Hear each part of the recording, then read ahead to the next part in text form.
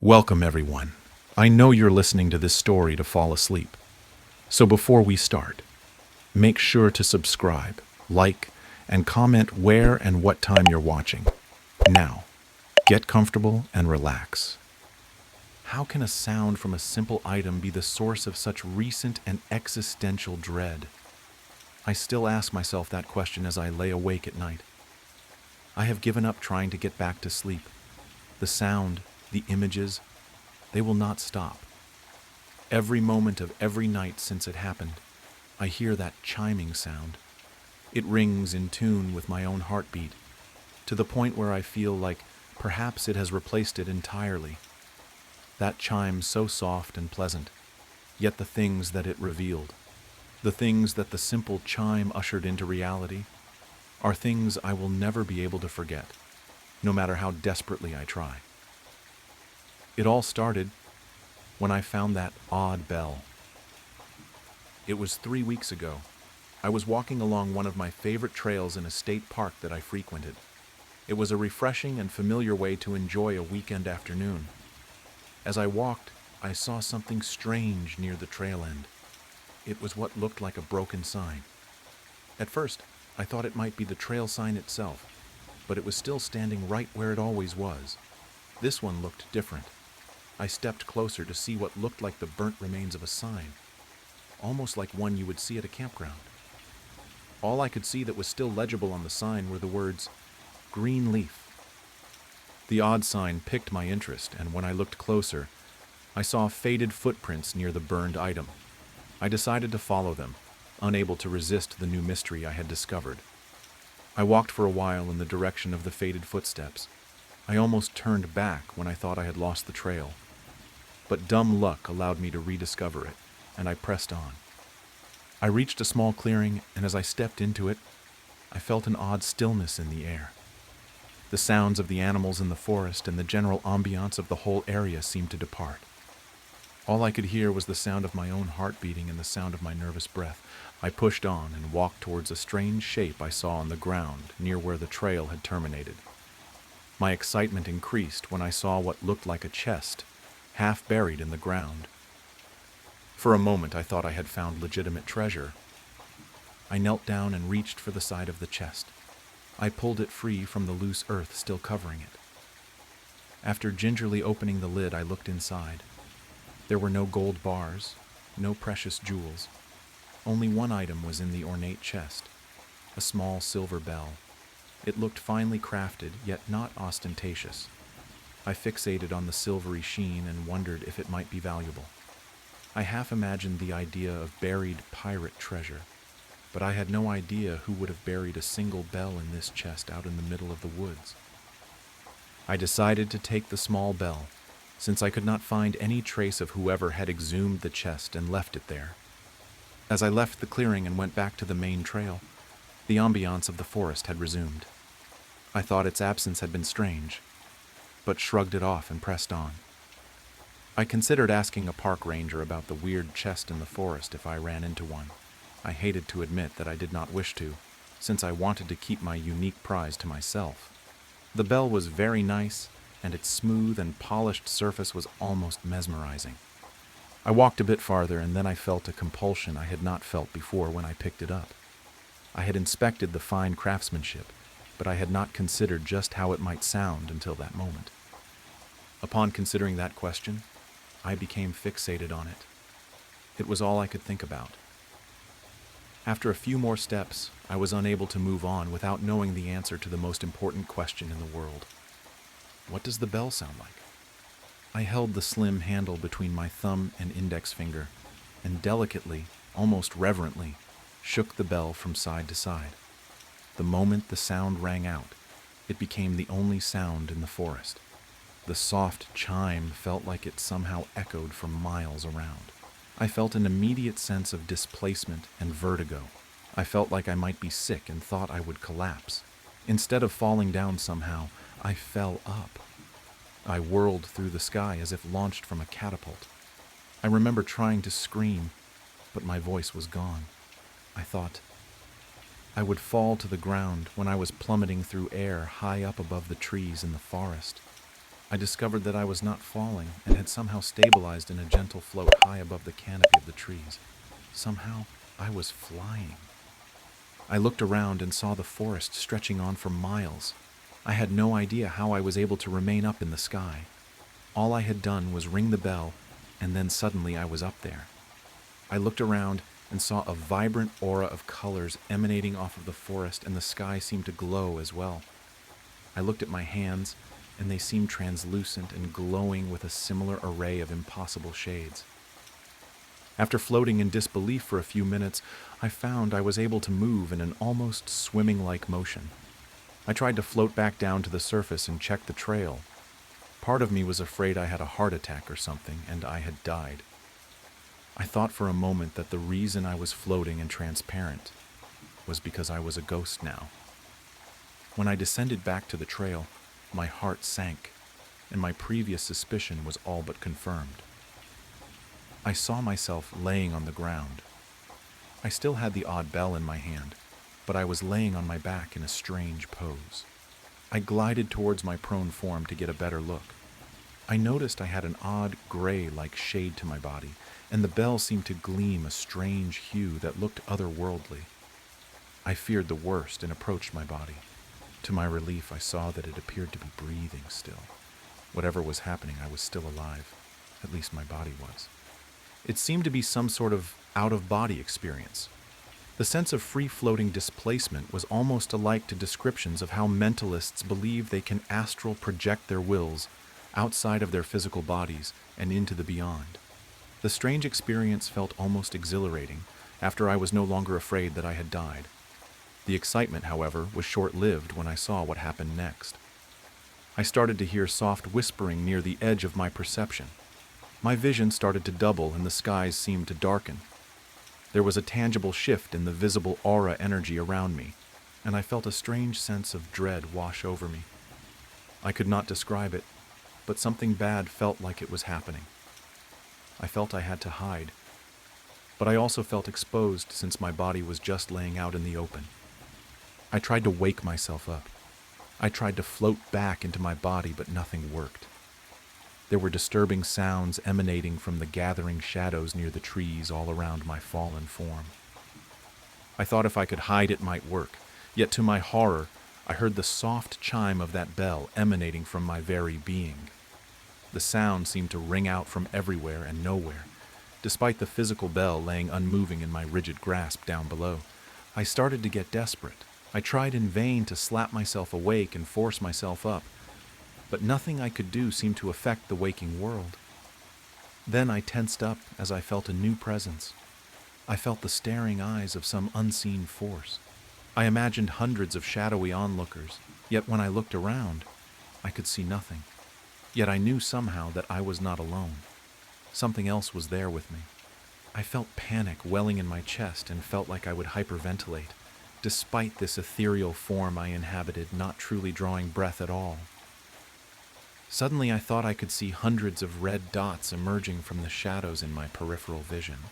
To make matters worse, the dim light in the forest seemed to fade even further, and when the light died out, the imperceptible beings at the edge of the shadows inched closer to myself, my body, and the bell. I caught a direct glimpse of the horrible eyes of one of the entropic stalkers, and I was paralyzed with fear. It had no true form, just a moving conglomerate of living shadows, charged with that unsettling aura of oppressive darkness that was encroaching upon me even then. The red orbs it had where its eyes should be came more into focus as it inched closer. It looked straight at me for a moment, and then it started to shift and change before my eyes. The amorphous, liquid shadow grew arms, then legs, then a true head. Its colors shifted and changed and took on a dull gray like my fallen body had. When the figure turned back to regard me again after its transformation, I could not believe what I saw. It was me, or at least a copy of me that looked exactly like my prone form that still lay on the forest floor. It looked down at my body, and then back to me. It twitched in a spasmodic and jerky fashion for a few moments. Then it focused directly on me and gave me a truly unnerving and knowing grin. It knelt down over my prone form and slowly extended a hand towards my body. I knew I was out of time. I focused as hard as I could on waking myself up. I willed myself to rise and felt my spirit launched back towards the shadowy doppelgänger in my body. It had worked that time, and I lurched up with a scream on the forest floor. I was still clutching the bell and my other arm raised up defensively against the lurking horrors in the dark. I shuddered when I thought of the shadowy hands of that entity who looked like me. I don't know what might have happened if it had gotten to my body first. There was nothing there now, but as I stood back up, I saw I had another problem. Somehow it was the dead of night now. It felt like it was only a short while in that strange state of ethereal motion, yet it must have been several hours in the waking world. I only had the flashlight on my phone to try and find my way, and I resolved to get out of there as soon as possible. I ran into the second problem at that point. Wherever I was not the state park anymore. I was on a trail, but not the one I was on before. It was not just the dark playing tricks on me. This was a different trail. I tried not to panic at my situation, but it was hard not to. I was lost and alone after an out-of-body experience in an unrecognizable place at night. I was not confident I could navigate out of wherever it was I was stuck. I decided to try and find shelter for the night. I found a small outcropping near what looked like the side of a mountain I did not recognize. I had a half tarp in my backpack I normally used for a mat for impromptu picnics. I used it and some sticks to form a micro shelter, and I hunkered down and tried to stay warm in the cold forest. Sleep did not come at all, however. After laying still for what felt like an hour, I heard something that terrified me. Or rather, it was what I did not hear again. The sounds of the forest. Even the cold wind blowing through the trees was silent once again. I looked down at the bell near where I was sheltering. It seemed to be vibrating and moving almost on its own. Then I heard the whispering voices again, and to my horror, I saw what looked like the hazy images of eyes looking at me in the quiet blackness of the night. I tried to rise to my feet and scream, but I felt paralyzed by the nightmare image of the formless, shadowy eyes moving towards me again. The whispering voices increased in volume and the sounds were becoming more perceptible. Then I realized in horror that I knew what they were saying. They were calling for me. They were calling my name. I forced myself to rise and break out of the nightmare scene in a blind panic. I started to run before tripping over the small bell. I toppled through the dark and smashed face first into a large tree. As I tried to rise and groaned in pain, I heard the faint sound of the bell still chiming after my foot had inadvertently struck it. The next moment, my spirit was flung outside my body again. Not as high up as before, as I seemed to have slightly more control over my spectral wandering. I saw that even at night things seemed brighter here. Colors contrasted starkly with certain elements in the environment. The thing I saw for sure when looking back towards where I had fallen were the wisps of reddish smoke that no doubt represented my shadow stalkers. My heart sank as I realized they were down there yet again with my empty vessel. I swam back down as fast as I could. Some of the red wisps lingered close to my fallen body. I got closer still and saw the nightmarish form of the red, featureless entities close in on my body in the waking world. 3 of them loomed over my shell and looked back to see me arrive.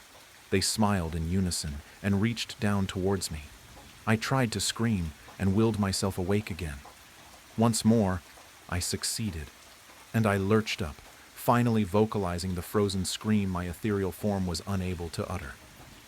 It was daylight again. I looked around and saw that I was on the trail. I was originally when I had found the burnt sign. The same trail that led me in pursuit of those mysterious footsteps to this odd little bell.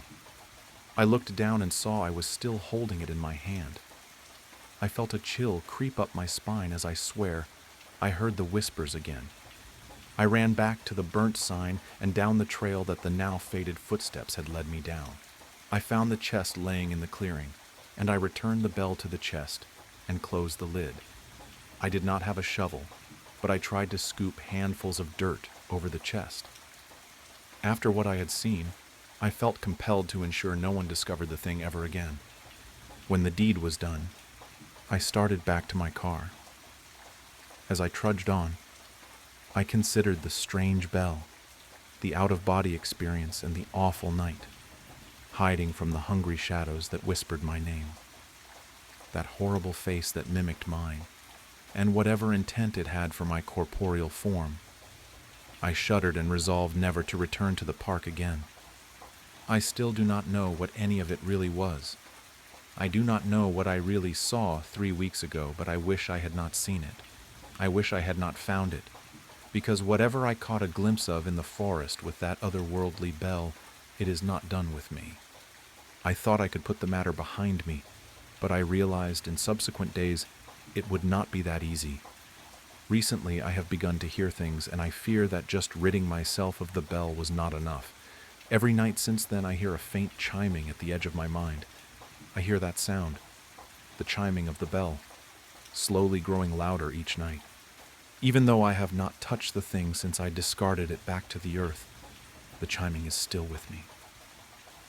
The true horror dawns on me when the whispers begin again. I don't know what to do now, but I am afraid. I am afraid that I was not the only one to come back from those woods. The stillness in the air is palpable, and the soft chime makes me feel that familiar sense of displacement. I need to focus. They will be here soon, and I don't know where the sound will carry me next. Don't let her fool you. I tilted my head as I read my mother's strange text. There was no context in a previous conversation or build-up to warrant the strange, cryptic message. I hadn't texted my mother in a few hours, and even then, it was to remind her to pick up dog food on her way home from church that night. "Who are we talking about?" I replied, and waited. Nothing. My dog Lucy suddenly lifted her head before letting out a series of loud barks as she ran towards the front door. The unexpected loud noise caused me to jump in my seat. My dog stared at the door and barked intensely. The door's window looked obscured by the darkness of the night outside, like an inky veil hiding whatever was making my dog nervous just behind it. I slid off my gaming headphones and began approaching the door. As I stepped down the hallway towards the door, I felt a strange unease as I looked at the doorknob, unlocked. We always lock our doors once the sun sets, but with my parents gone and myself distracted by my game, the thought of doing so had escaped my mind. As I reached the door, I quickly moved my hand and locked it before flipping on the porch light. The curtain of darkness was pulled back to reveal an empty porch. I scanned what little of the yard I could see through the window, looking for any sign of movement in the darkness, but there was none. I shooshed my dog, assuming she was alerting over a bad dream or a reflection she saw in the window. She stopped barking, but remained alert, staring at the door with perked ears. I went around the house, locking the other 2 entrances before sitting back down on the couch. I took out my phone and looked down at my mother's message again. "Don't let her fool you." I clicked the call button. At this point, I was wondering if she had meant to send the message to someone else. If she hadn't, though, I wanted to know who the message was talking about and how they were trying to fool me. The phone rang a few times before going to voicemail. Lucy came over and sat down next to me, looking around the room with great unease. "What's gotten into you?" I said as I reached down and patted her head. Without warning, Lucy lurched to her feet and began barking intensely at the back door now. Startled, I tried calming her, but she refused to be pulled away or settled. "There is nothing out there," I said, as I ran my hand over the hackles across her back, her barking refusing to stop. I stepped to the door and pulled the string that opened the faux blinds that obscured the window. See, no one is there. I flipped on the light to the back porch to get a better view. As the light illuminated the porch, that was when I saw it on the door, something that was unnoticeable without the light from outside. A small round patch of fresh condensation on the outside of the window. I looked closer, not understanding at first what I was looking at or the implication it brought. I stepped back as the realization hit me like a ton of bricks. Something was just standing right outside my door. I jumped as I felt my phone buzz in my pocket. Taking it out, I could see a new text from my mother. "I need your help. I'll be home soon." I quickly began typing out a reply. "Mom, something weird is going on here. I think someone is walking around the house." After sending the message, I remembered the cameras my parents had installed on the four corners of the house. I figured if someone was sneaking around and looking for a way to break in, they would show up on the camera. The app buffered for a few seconds before opening to the live camera view. I sat surprised as I looked at the screen. 3 of the 4 cameras were offline. Confused, I opened the motion recording section of the app. Think perhaps the cameras caught something before going offline. Nothing. There wasn't a single recording on the app. It was as though all the footage had been deleted and the recording feature turned off. An even more eerie feeling began to creep over me. I gasped as I backed out to the live camera page. The last camera was now offline. I opened the phone app and hovered my thumb over the keypad, about to dial 911. It could be nothing. Just a dog acting strange, a random server issue with the cameras, and weird airflow causing the wet spot on the window. But I wasn't willing to take that kind of chance. If there was someone out there, then I needed someone here.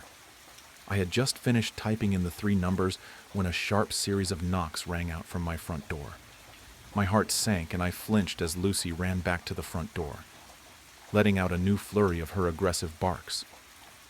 I stepped into the hallway and stared at the door. I could see the faint silhouette of a person standing on the porch, but any details were swallowed up by the darkness of the night.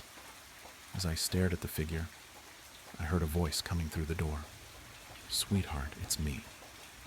Come open the door." The voice sounded familiar, but completely new at the same time. "Who's there?" I called out, taking a few steps down the hallway. "It's your mom, silly. I forgot my keys when I left for the store. I need you to open the door so I can get started on dinner." A cold chill ran down my spine. My mother has a unique voice. Whoever was standing on the other side of the door was trying to replicate it. Certain parts of the cadence were spot on, but little things just felt wrong. "My mother is at church," I called out. "I don't know who you are, but you need to leave now before I call the police." A thick silence filled the air as I waited for a response. "I picked up some cosmic brownies at the store. I know they are your favorite. Please come open the door for me." I don't know what disturbed me more in that moment, the way she ignored my threat and kept up the charade, or the fact that she knew my favorite snack. "I'm calling the police. You need to get..." Thud. The woman stepped up to the door and slammed her fist against it. I could see her better now. The light from inside the house shone through the window and illuminated her rage-filled eyes. Lucy barked more aggressively at the better view of the woman. Lucy was always standoffish to strangers, but the way that was acting was way more aggressive than I had ever seen her before. "You will open this door this instant!" she yelled, still trying to imitate my mother's voice. "I am your mother, and you will do as you're told." As I looked at the woman, a new sense of dread passed over me. The woman was not my mother, but she looked like her. She wore the same hairstyle, her head shape and nose looked the same. She was even wearing an outfit I could have sworn I had seen my own mother wear before. But she wasn't my mother. There were small details. Different ears, eyes slightly too far apart. The woman looked as though her and my mom could do the doppelgänger trend together. At a passing glance, you might mistake the two, but I knew my mother. This wasn't her. I hit the call button on my phone and placed it to my ear as I stepped back further from the door, the quiet ringing sound music to my ears. "I'm calling the police now!" I yelled. "Get out of here!" Thud. Thud. The woman's fist slammed against the window of the door. "Open the damn door!" she screamed, no longer hiding behind the imitation. "You will listen to your mother, or I'll give you a reason to be afraid." The 911 operator picked up and asked me what the emergency was, her calm, questioning voice feeling inappropriate given the fear I was feeling in that moment. I quickly recited my address as the woman at the door began pounding on the door harder, screaming vile obscenities between calm moments where she would plead for me to open the door in a now shattered impression of the woman that raised me. "Please hurry," I pleaded. "She is really trying to get in now." Crack. My heart sank as I saw a small crack form around the woman's hand as it slammed against the door. Without leaving another second to pass, I turned and ran. This woman was getting in the house, and I needed to find a place to hide before it was too late. I ran to the kitchen. My head spun as I considered my options, my brain distracted by the woman's screaming and pounding mixed with Lucy's incessant barking. I grabbed a kitchen knife and ran to my parents' bedroom, turning off the lights as I ran to hide my movements. I went into their walk-in closet and tucked myself into the back corner, covered behind layers of my father's coats and shirts. My whole body jumped as I heard the window shatter, followed by a pained scream from the woman. "Look what you made me do!" she screamed before her voice suddenly calmed to a sickening sweet tone. "This cut is really bad, sweetheart. Can you bring me a Band-Aid?" "She's in the house," I whispered into the phone. The 911 operator instructed me to stay silent and in place while help was on the way. I could hear Lucy running around the house, barking wildly. She wasn't a small dog, but she wasn't the type to actually get violent if push came to shove. I could hear the woman walking around the house calling out for me in my mother's voice. "Sweetheart, this is all a misunderstanding. Come out and see me. Let me hold you." From the sound of it, she was looking around the kitchen and living room. "Lucy is acting really strange," she called out. "Maybe that diet we put her on has her acting weird. Come take a look at her for me." We had put Lucy on a special diet a few weeks before. We hadn't told anyone, but she knew. "You always did like playing hide and seek when you were little," she said as I heard her step into my parents' room. "Even when no one else was playing. Just come out and see me." I didn't speak. I didn't cry. I didn't breathe. I muted my phone so the operator's voice wouldn't be heard. I kept silent in crippling fear for my life. Every second an eternity. Every sound of an approaching footfall met with a further deepening pit in my stomach. "You were always so disobedient." She spoke softly, her voice stifling anger. "You were always my least favorite, but I still love you." I heard the clicking sound of the closet door as she turned the doorknob. "You should appreciate our family the way I do." I heard the door swing open. I could see flickers of light from the bedroom dance between the drapes that covered me. I knew any moment the horrid impersonator would pull back the clothes and kill me. I gripped the knife tighter. I have never been a fighter. I knew between my fear and lack of experience I didn't stand a chance. I would fight, but I knew I would fail. Her hauntingly soft voice filled the closet. "We'll have such lovely family time to get..." Her voice was cut off by the sounds of police sirens pulling down our road. She waited a moment and then sighed deeply. "So bad," she whispered before I heard her footsteps quickly retreating out of the room. I began to hyperventilate as I heard the police call out as they made their way into the house. I couldn't believe the ordeal was over. I walked in shock as the police led me through the house that was covered in the blood trail. Lucy followed us around, refusing to leave my side. I sent up a small prayer thanking God that the lady didn't do anything to Lucy besides scare her. The police took me outside and questioned me on the events while other police scoured the area trying to find the woman. They never did. When my parents arrived home, I clung to them and cried in my mother's arms. Through my labored cries, I asked the only question I could think to ask at that moment. Who was she? How did you know? My mother looked at me confused. "How did I know what, sweetheart?" "The woman. You sent those text messages." My mother's face went pale. "I haven't had my phone all night. I forgot it when I went to church. It was in the house somewhere." I looked down at my phone while trying to grasp the terrifying facts of the situation. The woman had been in the house at some point without me even knowing it. Suddenly my phone vibrated in my hand. A Facebook notification. My mother had tagged me in something. I opened the notification for my phone to take me to a small, simple post only a few seconds old. It was 2 pictures. The first was a family photo we had taken a few years ago when we went on vacation to Disney World. The second photo was a photo of me, standing at the front door, looking out the window. Above the photos was a small line of text that simply read, "I love my family. I sit here looking at the blue painted walls with the same vintage movie posters I've had since I was 13. This room has been my comfort zone since I can remember. Living in the basement, I have always had a sense of independence, even at early ages. I could customize it to my design. I never let my parents' views bleed in here. I am a religious person, but I don't need a cross on every wall, proverbs on every mantle, and paintings of Christ everywhere in between. Down here I had freedom, but now it seems like this will be my tomb. I write this not only to get out the raving anxieties eating at my insides like a starved tiger, but to perhaps rationalize what is the completely irrational. My parents are the typical conservative Christian type, real Republican poster children. Growing up, my Sundays were completely haunted by 3-hour-long morning sermons from a pastor with eyes that wandered to a disturbingly downward. You would think my mom's eyes were on her chest if you even saw one conversation between the two. The rest of my early childhood ends up being a blur of Sunday studies and so many prayers that when I even see a plate of food being set on a table, not that I have for a long time, my hands reflexively go into a prayer without me even realizing it. Once I got a little older, around 16, I started to get sick of it. My friends would always post pictures of them at the beach on Sunday in bikinis that my mom would call an exorcist for if she ever saw me in. Through months of rolling eyes and dirty looks during Sunday service, my mom finally confronted me. "Are you questioning your faith?" she asked, coming into my room unannounced one night a few months back. "No, Mom, I still believe in him. I just don't know why I can't have faith and do things my friends do at the same time." I responded, still hiding my true feelings.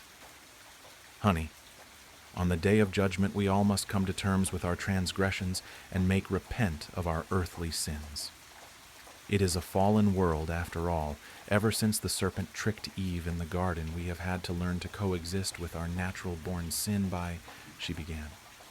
I knew another sermon was coming. I needed an out. "You're right, Mom," I said, putting my hand on hers where she sat at the end of my bed. "I was just falling into temptation. I won't let it happen again, trust me," I said with my best fake smile I could muster. "I trust you, sweetheart. You know I was once young too, believe it or not," she said with a smile and a giggle before getting up to kiss me on the forehead and saying goodnight. For the next few weeks, I just tried to keep a low profile, do my best to put on a happy face around the creepy pastor, but I slowly felt my faith slipping away. Service after service, I became more and more detached and began to seriously question who exactly my parents consider as their faith. Do they really believe in God, or is it just a helpful excuse to control my life further? Last week, I had enough. On Sunday night, my friends texted me that they were going to a friend's house to smoke weed and hang out. Sundays are lockdown days. I am absolutely not allowed to see any of my friends all day, as it's reserved entirely for family and prayer. However, living in the basement grants some privileges, chief among which is my window. The screen door covers the window, but can easily be popped out of place. So around 11 p.m., after my parents were fast asleep, I snuck out and bolted to my friend's car, waiting for me in the alley behind our house. "Hey, choir girl," Ashley said as I jumped in the back seat like I was fleeing the scene of bank robbery. "Drive, get me the fuck out of here," I said, tapping her shoulder relentlessly. Once we pulled up to Ashley's friend Megan's house, she stopped, put the car in park, and grabbed a baggie with a joint out of her backpack. "If I'm going to be in the room with Josh now that he and Megan are dating, I'm going to need this," she said, fiddling with her lighter, trying to get a spark before taking a puff and handing me the freshly lit joint. I have never smoked before, never even in the same room as someone who smoked cigarettes before. My immediate reaction was to say, "No, thank you," I said, waving my hand in the air. Ashley shrugged her shoulders. "Suit yourself," she said, taking another hit. We sat talking for a minute while she finished the joint. "Your parents still running a dictatorship?" Ashley asked after a brief moment of silence in the conversation. "Yeah, the older I get, the more they are convinced that whenever I'm out with friends, I'm worshiping the devil or having orgies with every guy in town," I responded, rolling my eyes. "I mean, not on Sundays, at least," Ashley said before immediately bursting out laughing at her own joke. I laughed with her, and once we both caught our breath, I stared at what little weed was left in her joint. "You know what? I'm dead if I get caught regardless," I said, holding my hand out to accept the joint. "Look at my choir girl go," Ashley responded. "You can finish it, my treat." I took one puff and immediately thought I swallowed an ember. My throat burned like a building on fire, and I coughed until my eyes watered and I was gasping for air like a drowning man. Ashley laughed and said, "It's okay, you won't have virgin lungs forever." After coughing my way through the rest of the joint, we went inside. What little I remember mostly consisted of me being slumped on the couch like a weighted blanket was draped over me, even though all I had was my hoodie and leggings on. When Ashley dropped me off a block from my house, I got out and tried to smell every part of me to make sure the weed smell had stayed in the car. As I turned the corner and saw the living room light on in my house, I felt the ground fall from beneath me. My heart raced so fast I thought it would never stop. I spent the next 10 minutes walking back and forth trying to think of what to do, until I decided that if I try to sneak back in through the window, maybe they won't notice. Walking to my backyard, I caught a glimpse of my living room, and my father was standing up in his pajamas, walking back and forth, talking on the phone. My mother was sitting on the couch with tears running down her cheeks, crouched over in prayer. At that moment, I knew I was in trouble. My mom was in tears, and my dad was rubbing his neck out of stress, not looking far from tears either. After sneaking back into my window, I lay in my bed waiting to either fall asleep or be yelled at by my parents. I ended up falling asleep. Nothing too unusual happened during my sleep. I didn't hear any strange noise or loud banging, but when I woke up, the stairs and door that led to the living room were gone. What was once my staircase and the only way out other than my window was just flat ground, covered in the same hardwood my floor was. Jumping out of bed, I ran to what now was solid ground, trying to make any sense of the situation. How do my stairs just disappear? How did this happen overnight? And how didn't I get woken up by it? An immediate sense of claustrophobia overtakes me. I feel the weight of a truck on my chest as I struggle for breath. I thought of my window, and before the thought fully registered in my mind, I had jumped on my bed and pulled on the window with every inch of my strength. It wouldn't budge, and with a horror I can't describe to this day, I noticed the window was welded shut. I immediately grab any item in reach and throw it at my window, eventually picking up my entire wooden nightstand and slamming it against the glass. It didn't even crack. I got at this for what may have been hours. Eventually, I collapsed out of exhaustion. The only thing I can do now is scream. "Mom, Dad, help me, I'm trapped!" I shout until my voice breaks and tears fill my eyes like a bucket key in a hurricane. They didn't respond. No one came for me. My phone doesn't have service or Wi-Fi. I have a TV and old classic DVDs my dad owns, but that's it. No food. Only water source is the sink in my bathroom. I spend the rest of the day pacing back and forth, intermittently screaming out for help until I notice a figure walking past my window. I jump up to the window and start banging on the glass like a caged chimpanzee. It's my mom. She's sitting on our backyard furniture, just staring into blank space. It looks like she has been crying for hours. Her eyes were blood red and tired. Her face was puffy and downtrodden. I bang even harder on the glass, screaming at her. "Mom, I'm here, please let me out!" She doesn't even move a muscle. What the fuck is happening? Is she ignoring me? Can she just not hear me? There's no way she can't hear me. I'm screaming as loud as I can, and the windows aren't that thick. Did they do this? Is that why she's crying? What kind of twisted parents would do this to their own daughter? I remember laying in bed with these questions racing through my mind over and over. Once night fell, I was still trapped. I laid in bed trying to sleep, hoping it was just a bad dream, or I would wake up and my stairs would be back and everything would be okay. They made their point. I won't ever sneak out or touch weed again. With unimaginable dread, the next morning I woke up and my stairs were still gone. I looked out my window again. Nothing. No one. Just the same patio furniture we have had since I was a toddler. I looked down and noticed all the clocks in my room and even on my phone had stopped. They all froze like a lake in the winter at 3:33 in the morning. The only way I could tell time now was through sundown and sunrise. I tried screaming again. I screamed and I screamed until my vocal cords were about to snap like old brake lines. I'll never forget the panic, like coming out of a car crash. I knew I absolutely had to do something, but I was fighting in a world I didn't even understand. The threat I faced didn't even have any direct attack. It stood ominously in front of me. I can't quite describe it, but just seeing that blank wall in the corner felt like a figure staring me down at the edge of my bed at every waking second. My panic quickly turned into a blind rage. Thoughts of the physical and emotional pain I would subject my parents for putting me here drove me as I picked up my battered nightstand and flung it at the space my door used to be. Over and over, with each crash against the wall, the nightstand breaking into smaller and smaller pieces, but the wall stood, not even a chip in the paint. I push my dresser over to the torturous space of nothing and start slamming the now scattered wooden pieces directly into the wall with all the strength I could muster. Nothing. I slumped down and caught my breath. There I sat, alone, trapped in the place I once found comfort in, but now see as a twisted prison cell playing tricks on my psyche. For the rest of the day, I just laid in bed and watched some of the old DVDs I had on my shelf. The next day, I spent what I think was hours just looking out my window. It was fall now. When I became trapped, it was the middle of summer. How did it fast forward 2 months in a single night? My only perception of time was the daylight of my window. Had I really been in here that long? It seems every time I blink my eyes, I lose days. But is it really a loss? What kind of life am I living if I'm just a rat in a lab being experimented on by some demented god? From my perspective at the time of writing this, I have been down here for 25,430 sunsets. Not counting the first few nights, I wasn't keeping track. I'm not hungry, I'm not thirsty, and so much time has passed in my window that I don't even know the people in my backyard anymore.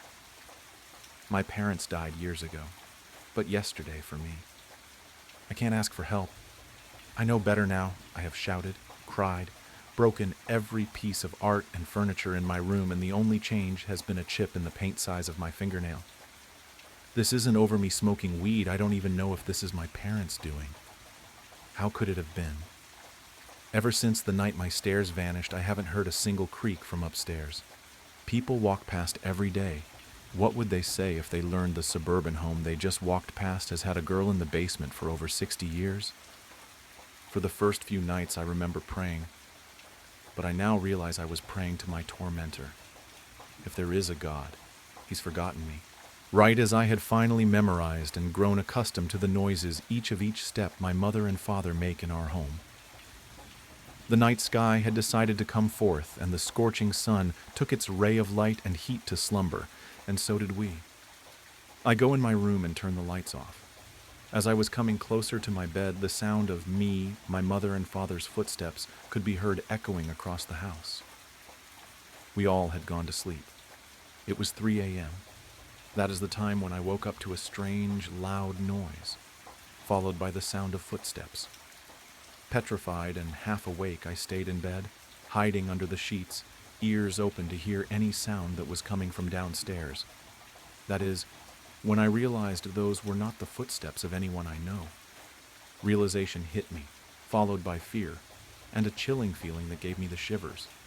I could hear him, or her. You can't really tell who or what it was. All you could hear was its footsteps, and that it isn't Mom nor Dad. Knock, knock. My eyes open wide. I am now wide awake, taking a peek from under my sheet. The sound of knocking is at my door, but who could it be? Even though the room was dark, it was almost as if you could even see the door trembling with each knock. Knock, knock. That thing behind the door kept knocking. Me, as I am wide awake now, cowering in fear under my sheets, couldn't even move to answer the door. And to be honest, even if I could, I don't think I'd have the courage to. I could feel my heart sinking, my lungs breathing heavily as fear began seeping into me. Knock, knock. The thing was persistent. Then I look at the time. It was an old clock that has always been in my room ever since we moved in. 3:05 a.m. I look in shock. Only 5 minutes have passed. How can this be? Knock, knock. Driven by shock and frustration, I decide to accept my fate. The paralyzing fear had calmed down, still shivering from the unknown that was waiting for me behind that door. Knock, knock. I hop out of bed, wearing my pajamas. Yes, those pajamas my mom and dad bought me a couple of weeks ago. I was wondering if this is the end for me. Will I ever wear those pajamas again? My hand, cold as ice due to loss of blood circulation in my hand, reaching out for the door handle. The cold breeze in the room from the open window I forgot to close before I went to sleep. My eyes drifting everywhere, wondering what to do. I opened the door, and there it was. A dark, humanoid figure. I was rather young, so at the time I thought it was my dad, since it looked like a man, in his 30s. Foolish little me felt a sense of relief, and at the same time, curiosity. Why could I not tell it was my dad? Why is he just standing there, in the darkness? Many questions, many possible answers. But one thing was clear. That thing was not my father. Little me, so young and foolish, jumps at it, joyfully yelling out, "Dad, Dad, you scared me." Alas, the thing did not respond. Instead, all I could feel was its cold body. It almost didn't even feel like a body, as it was not human, more like a manifestation, a pretender. There was no heartbeat, no breathing. Actually, it did breathe, but its lungs didn't move. It was as if looking at a deaf person who could breathe and move. Young me at that time had realized that was no human, or at least not one that I was familiar with at my young age. And now that I'm older, I'm sure you and me both realize that there really are no humans like that. Shocked from what I had just witnessed, I rushed to my parents' rooms as I noticed that thing was just standing there, focused on my room. Yet to my surprise, as I reached the stairs, my heart sinks to the floor and my breathing intensifies when I saw it. That thing hiding in the darkness, in the blink of an eye, turned its face towards me. Now that it was facing my direction, you could clearly see the look on its face. It had eyes, but couldn't see, or so I assume, since they were pitch black. It didn't have ears, or at least I didn't see any due to its long black hair. It was no usual hair. It looked almost like clay. It didn't have the physics of normal hair, almost as if looking at a mangled mannequin. I sprint to my parents' room. I hear the thing let out a deafening roar, sending chill down my spine. Tears begin rolling down my cheeks, but I don't stop. I can't stop. Stop running and who knows what will happen. I could hear it, its footsteps as I ran, this time, however much faster. Little me, with his tiny legs, tried the best he could to outrun it. What used to be unknown just minutes ago was now charging at me in efforts to catch me. Heavy breathing was traversing the air, screams were echoing, growling noises were heard, loud footsteps, tear marks on the ground.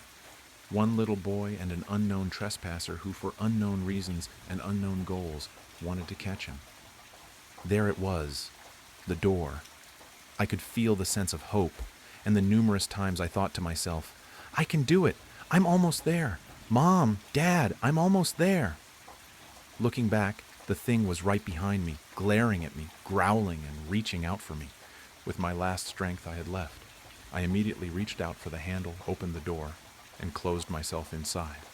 There I was, lying down on the ground.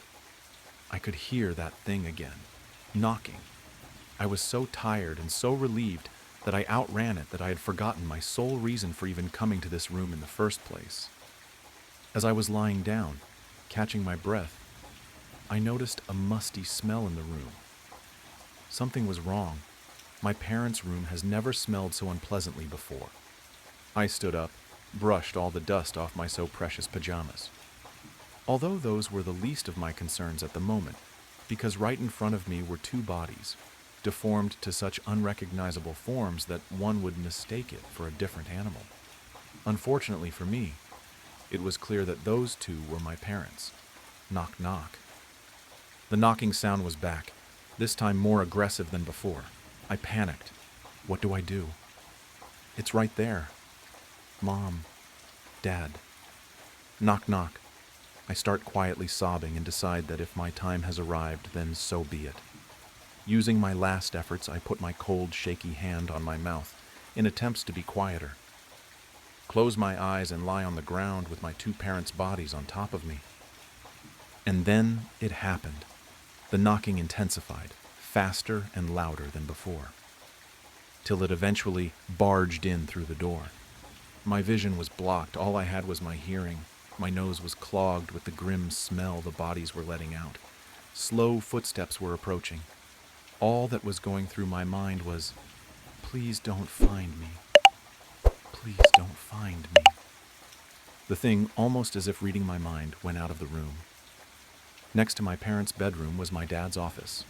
He always told me to never go in there, for unknown reasons. However, my parents' bedroom was the worst place to hide in at the moment, as it was the last location it saw me in. I crawled towards the office, holding my breath, tears and cries in. You could hear it looking for me upstairs. I gently grabbed the door, which was excruciatingly hard, as I couldn't stop myself shaking in fear. The door opens. Cold breeze hits me in the face, coming from inside the room. You can hear the sound of papers being blown from the wind. I go inside and use my little strength to push some old small couch to the door, in hopes to somehow block it from entering. Although we all know that would never work with a small couch like that.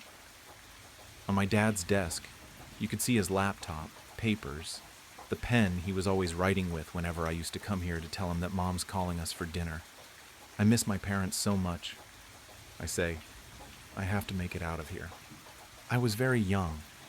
You would probably suggest to use the laptop to call for help, but we can't just assume I know the password. At the far right corner, I glimpsed a landline phone, the ones that nowadays would be called ancient. I probably got the emergency number wrong a couple of times due to panicking and being unable to keep my thoughts straight. Eventually, I dialed 911 and help was coming. The person on the other end of the line seemed very level-headed and managed to calm me down a bit as I was hiding under my dad's desk. A couple of minutes later, loud noises echo through the walls, and for some time after that, quietness had took over the house. A moment after that, I could hear the sirens of the ambulances and the police cars coming to my home, and I decided to go out of the room and meet them at the entrance. The thing was nowhere to be found. All that was left of the scene were my parents, both gone. Me, shivering in fear, and a couple of broken furnitures. I don't know what it was, who it was, where it is, or what it wanted. All I know was that it meant no good. And even though I saw its appearance, you could say it's still unknown, as it was so unusual that you can't even describe it unless you see it for yourself. A couple of years later, I'm at my office, writing this to you, since the only actual characters in this story are me, my parents, and you. That thing is still not found. It's lurking, possibly knocking at someone else's door right now, walking around inside someone else's home. Whatever it is, whatever it wants, do not answer the door. Don't let it know that you're in there. It's my fault he died, honestly. I'm 16, and I was supposed to be watching him outside. We live out in the countryside, some southern county no one cares about in the middle of bumfuck nowhere. And Rudy is always allowed to go out without a leash because he's trained to not go too far and come right back after doing his business. He's a chocolate lab with a red collar and the biggest, sweetest wet eyes you've ever seen. He was, at least. I let Rudy out after putting in a pizza, home alone since my parents were at work. As he played around our large property, I sat on the porch and watched videos on my phone. Suddenly I jumped up, having forgotten about my food, and ran back inside. I'd burnt an entire frozen pepperoni pizza, and I was cussing up a storm, taking it out the oven and trying to figure out what I was going to tell my parents so I wouldn't be scolded for wasting food. I forgot about my dog for a while and rummaged through the fridge for something else to eat as the sun went down. That's when I heard the most god-awful sound. Tires screeching on the road at the end of the driveway, a vehicle grinding to a sudden halt, just as the loud, pained yelp of our family's best friend rang out in the humid evening air. I ran out the house, across the lawn, down the drive, and fell to my knees where Rudy was lying on the road with his chest and stomach caved in. The car was gone, speeding down the road, leaving tire tracks and gore over poor Rudy's crushed abdomen. I cried harder than I've ever cried in my entire life as I watched him squirm and whine in agony before finally the light faded from his big brown eyes. Rudy had gone up the drive for no real reason. He usually stuck to the woods around our house, digging up holes or peeing in bushes. He never had interest in exploring the road, and he never once tried. If I had told him to come in already, he would be alive to this day. My parents mourned deeply, and I had the sense they were blaming me as well. A week passed and we tried to move on. But then one evening I went outside to walk around the yard and talk to my friend from school on the phone. We were laughing about something or the other, and I was enjoying the cool breeze on my skin as the sun set overhead, when suddenly I had this weird feeling. The feeling you get when you're being watched. I looked around, then my eyes fell on the driveway, which was surrounded on both sides by trees and curved sort of to the left, so that you couldn't see the road from the front lawn. What I could see, however, several yards away, was a chocolate lab standing still as a statue at the bend, under the shadows of the trees. One with a red collar, tire tracks imprinted on his side, blood-soaked fur, a completely crushed and mangled face, and entrails hanging from his gashed open stomach. My breath caught in my throat and I felt like time went to a standstill. My friend asking me if I was still on the phone became white noise as I stared at what seemed like Rudy, and he stared right back, unmoving. We had buried him, far out in the woods where he couldn't be seen from our property, as a reminder of what we lost. He was definitely dead. There was no doubt about that. Was I hallucinating? It was starting to get dark after all. Maybe my imagination was playing tricks. I turned away from the horrible sight as I choked back a sob. I rubbed my eyes, and after taking a deep breath, I looked again. He was gone. I returned to my phone call and quickly went back inside the house, choosing to play it off as my mind fucking with me due to the guilt of Rudy's passing. But things were never the same after that. Since my parents are too busy working to drive me, I catch the bus each morning to school. That means walking all the way down our winding driveway and waiting at the spot Rudy was hit for that yellow bus full of obnoxiously loud teenagers to pull up. Every time I walked down the drive, I felt uneasy. The trees lining the gravel path on both sides blotted out the sun and covered me in shadow.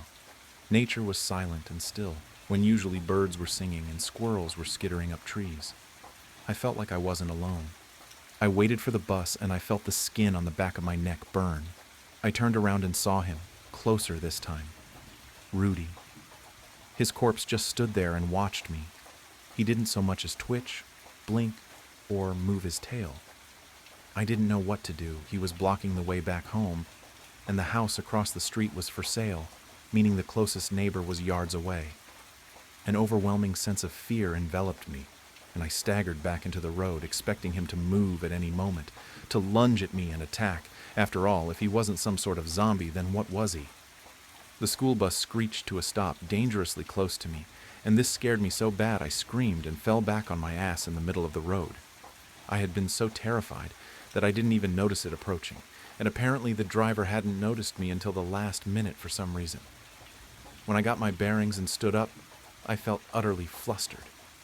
I looked away from the driver's angry face in the windshield to the driveway, and Rudy had vanished again.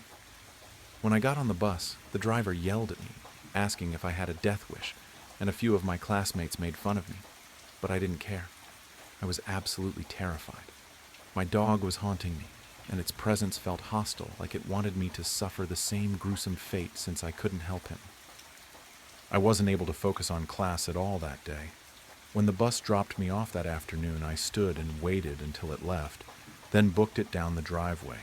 I felt silly, but at the same time I didn't want to be there long enough to see him again. When I ate dinner with my parents that night, I was distant and moody, and my mom noticed. "I made your favorite dinner and you're just pushing it around with that glum look on your face," she had said. "Honey, what's wrong?" I told her that I was hallucinating Rudy in his post-mortem form at that. I could tell by the looks on my mom and dad's face that they were intensely uncomfortable at the subject. They had been close to Rudy too. He was an old dog, and they had adopted him just before I was born. Yes, he was that old. I just wish I'd stopped seeing it. I finished my vent with that. After a short moment of silence, Dad grumbled without even looking at me. "Son, you've been watching those freaky movies at night and barely getting any sleep. You can't be surprised you're seeing zombies when you're running on 3 hours of sleep and marathoning every zombie movie ever made." "Your dad's right," Mom agreed when she saw the way my face balled up in frustration. "Plus, You've been sleeping past your alarms and missing the bus almost every day now. I want you to start going to bed earlier and take a break from the horror genre in the meantime, okay? Yeah, okay. I thought that maybe they were right. I mean, Dad was definitely exaggerating about the 3 hours of sleep thing, but I probably should lay off the scary shit for a while. I don't think I could stomach it anyway, after what's been happening. Despite me following my parents' advice, things got worse. I heard scratching at the door at night, and the whimpers and whines of a dog. My bedroom is on the first floor and closest to the front door, whereas my parents slept like a log upstairs. Even if my mom wasn't a heavy sleeper, she probably wouldn't be able to hear it over the sound of Dad's booming snores that reverberated through the whole house. I laid there in bed, too scared to get up and check it out. I knew there shouldn't be any dog out there. As far as we knew, no one around us owned dogs. Still, I told myself a neighbor's dog got out and had snuck into our yard so I wouldn't shit myself. Let me tell you right now, I'm not a horror movie protagonist, I'm a coward, and I'm not the type to go investigating. I run and hide, I don't fight. So no, I wasn't going to creep into the kitchen and peek out the window to see what the hell was pawing at our front door. I did not want to see my dead dog again. But as I listened to Rudy whine and whimper, I thought something sounded off about his voice. I can't describe it. It just didn't sound like him. It was a bit gruff and a little too deep in pitch, like a mockery of our dog. Then again, he was dead, so I understood his vocal cords weren't going to be in good shape. Or maybe his body was possessed by a demon. Either way, the thought of this made it very difficult to fall asleep. Paying attention at school was starting to become harder than ever before as I lost sleep due to this. My grades suffered, and my parents were threatening me with therapy, or grief counseling as they called it. If anyone at school somehow got wind of that, I'd be cooked. I could already imagine what the guys would say. It all came to a head when one night, the scratching and whimpering started up again. I decided that I had had enough and stormed out of bed towards the kitchen. I was going to be a horror movie protagonist if only to get some sleep, I'd decided. After a few stomps towards the direction of the front door, the sound stopped, as if Rudy, or whatever it was, heard me coming. I started to lose my nerve. When I got inside the kitchen, I tiptoed to the window and craned my neck to look out at the porch. My blood ran cold. Rudy stood unnervingly still on the porch, facing the window. He looked deader than a doornail, and now that he was closer, I could see his hollowed-out eyes and how his gray tongue hung limply out of his dislocated jaw. I jumped back and yelled, running upstairs to wake my parents. I could barely formulate a sentence as I shook them awake, sweaty and terrified. Dad led the way, wielding a Louisville slugger, and Mom and I stayed at the top of the stairs, a phone clutched tight in her hands in case she needed to call the police. We listened tensely as Dad threw open the door, shouting. However, there were no sounds of any altercation to follow it, just some confused mumbling from him. We met him in the kitchen a few minutes later, and he told me there was nothing out there. "What did you say you saw again?" Mom asked me, looking skeptical. "A man?" "No, not a man," I began. "You said he's out there," Dad snapped. "I meant he, as in Rudy." I watched them give each other looks, my face getting hot as I realized how this looked. "Dylan, we all miss Rudy," Mom said with a sigh. "No, it's not like that," I begged. "He's been haunting me. He shows up." "It's your guilty conscience." Dad cut me off, a mix of frustration and concern on his face. "I have nothing to be guilty about. It was an accident." I ran to my room so they wouldn't see me cry. I locked the door behind me, knowing Mom would try to come in. When she tried the doorknob, she groaned. "We're going to talk about this after school tomorrow, and we're taking you to a shrink." I heard their muffled voices complain about me all the way up the stairs. I cried into my pillow like a baby. I just missed my damn dog, and I missed having a good night's sleep and not having my parents think I was going crazy. The next day, I was so tired I felt like I could pass out. I missed the school bus for the millionth time, so Mom once again ran late to work, driving me there. I could tell she was pissed. She was silent the whole time. I went into the office to check in late, and I saw one of the guys sitting there. "What are you doing here late?" Toby, one of my friends, snorted. You look like shit. What are you doing out of class? I asked with irritation as I signed my name onto a clipboard in front of the receptionist, who was always talking to her boyfriend on the school's phone. Got in trouble, Toby shrugged. Already? I looked at him judgmentally for already being sent to the office so early in the school day. Whatever, man, Toby scoffed. At least I don't play with dead dogs. What?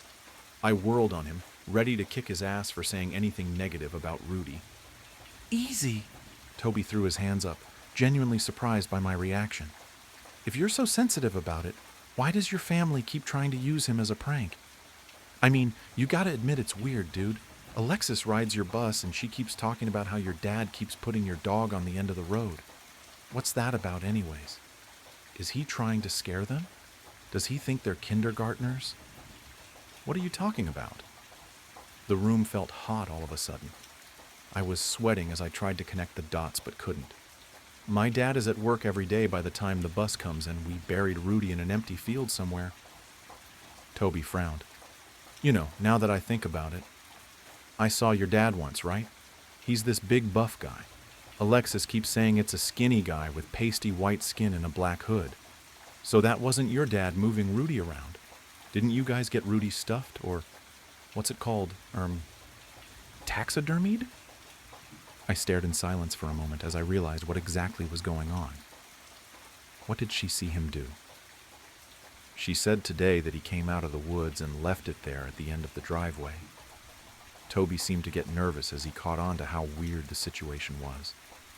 Then he just smiled as the bus went by. She thought maybe it was some kind of prank to scare the people on the bus, since it was like a freaky taxidermy job. I mean, his guts were hanging out.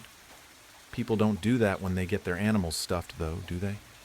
We never had him stuffed, I cried out. Everything else happened so fast. I harassed the receptionist into allowing me to call my mom, who then called my dad. My mom came by to pick me up, and we went to the house with the police. They searched everywhere and found that Rudy's grave had been dug up and that someone had been hiding under our house. That's where Rudy's body was found.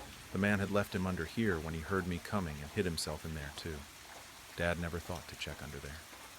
He had been the one to scratch on the door and mimic the sound of a dog whining and whimpering almost to a T. They found the nut job hiding out in the for sale house across the street. He'd broken in and had been living there for weeks. When he was taken into custody, he admitted he'd been watching us and that he had dug up Rudy, stuffed him himself, but purposely left in gruesome details like an intestine and bits of broken bone, and used his corpse to torment me. When I wasn't looking, he would place Rudy out in the open and hide in the trees, and when I left, he would take him back.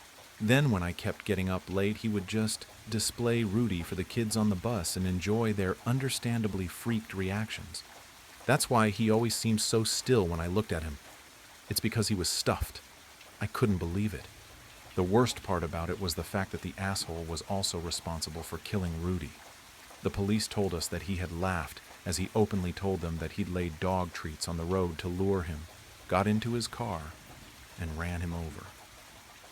He hid the car in a field by the empty house, which you could access by a wide trail so that no one would know he was living there.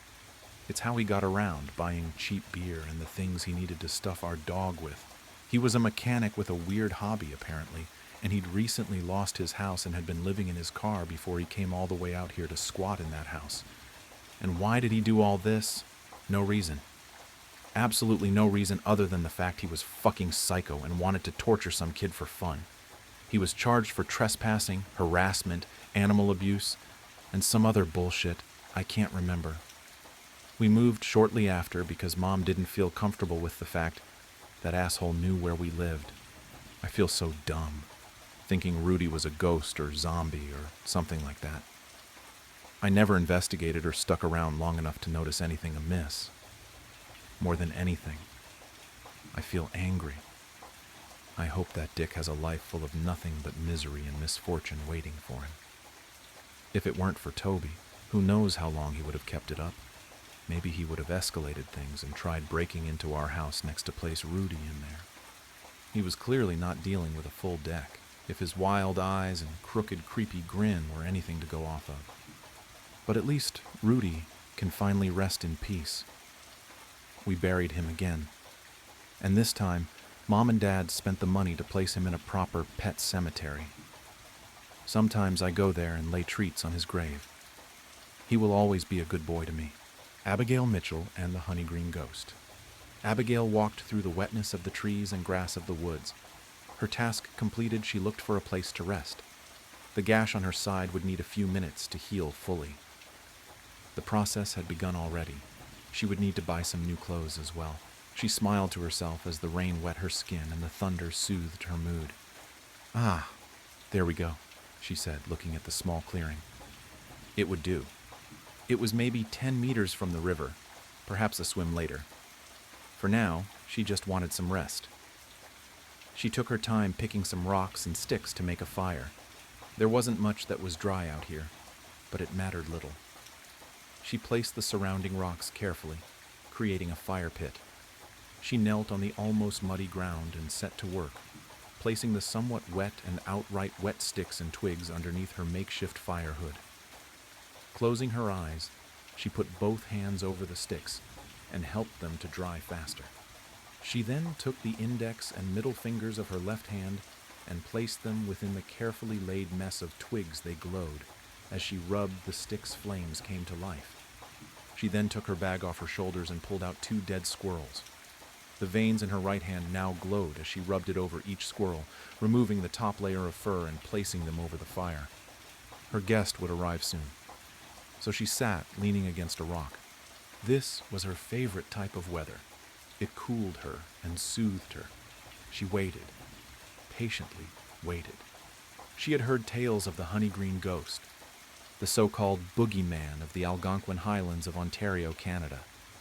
Beings like her always attracted each other. It's kind of like how singular animals could always find another like it when the time comes. Sometimes it was stories of each other that brought them together. Sometimes a new report or sighting was enough. Word of mouth was the most common method. But then again, it could be the weather. What Abby hated was when it involved other humans. Those tended to go in ways she oftentimes regretted. She enjoyed meeting things like her, or kind of like her. She wasn't actually sure just how human she actually was anymore. But friends and family often kept her grounded. She figured she'd wait as long as it took. Honeygreen would find her eventually. She checked the squirrels and decided to snack. Ripping off a small bit, she tossed it towards the ground. It vanished just before hitting the ground, then appeared again, flying in another direction. "Please explain to me, why do I keep trying to feed you?" she said, smirking as one good feline eye appeared for the briefest of instances, then vanished again. "What did I do to deserve to be haunted by you?" "Eat the squirrel," she stated, adding, "It'll give your fur some color, maybe." Laying back against the rocks, she closed her eyes and hummed lightly to herself, placing her arms behind her head. The gash on her side was slowly closing, as if in tune with the humming. Even the thing crawled its invisible self onto her lap and rested as it finished the meat. For a while she hummed as the rain fell over her, but soon enough she perked up as she heard the cracking of leaves and the crunch and wetness of the grass. "Pardon," came a raspy, whispered voice. Abby turned a glowingly warm palm toward the tall and skeletal ghostly thing. She held her hand out to it. "Come, the fire's warm, and I can use the company," she said. The creature was swathed in clothing as if to hide its features. It eyed Abby's hand and the flames, sensing the oneness of each, separate but the same. Its lanky frame and much too long limbs moved closer, dropping to all fours and moving in like a dog. "Come on, then," Abby stated, pointing at the other squirrel on the spit. "That one's yours. I figured you'd be a mite hungry when you got here." Honeygreen moved closer to the fire and sat across from her, smiling as best it could. Its oversized jaws drooled at the sight of the squirrel. Abby nodded, and the creature snatched the squirrel from the spit, ravaging it. Its skeletal teeth chattered after swallowing the animal whole. Honeygreen let out an airy sound of satisfaction. The sound would make the blood run cold in most people, not used to seeing or dealing with the fantastical or the horror of such a creature. Taste good? Abby quizzed. Delicious, it said in a breathy tone, sitting lotus style. Thank you for the fire and the food. I hunger often. I am frequently cold, but this evening, in this rain, you have warmed me more than I've been warmed in ages, Honeygreen stated, glaring at her. It did not mean this to be intimidating, but it was the only way it could look at a person. It was part of the curse from the Highland spirits. Worry not, I'm frequently too warm, but I try hard to never miss a meal. There's only one thing, though, she began, adding, why doesn't Canada believe in cheesesteaks?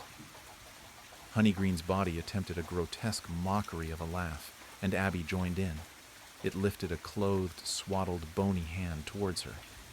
For your kindness and warmth, I will repay you the only way I know how, it said, moving closer.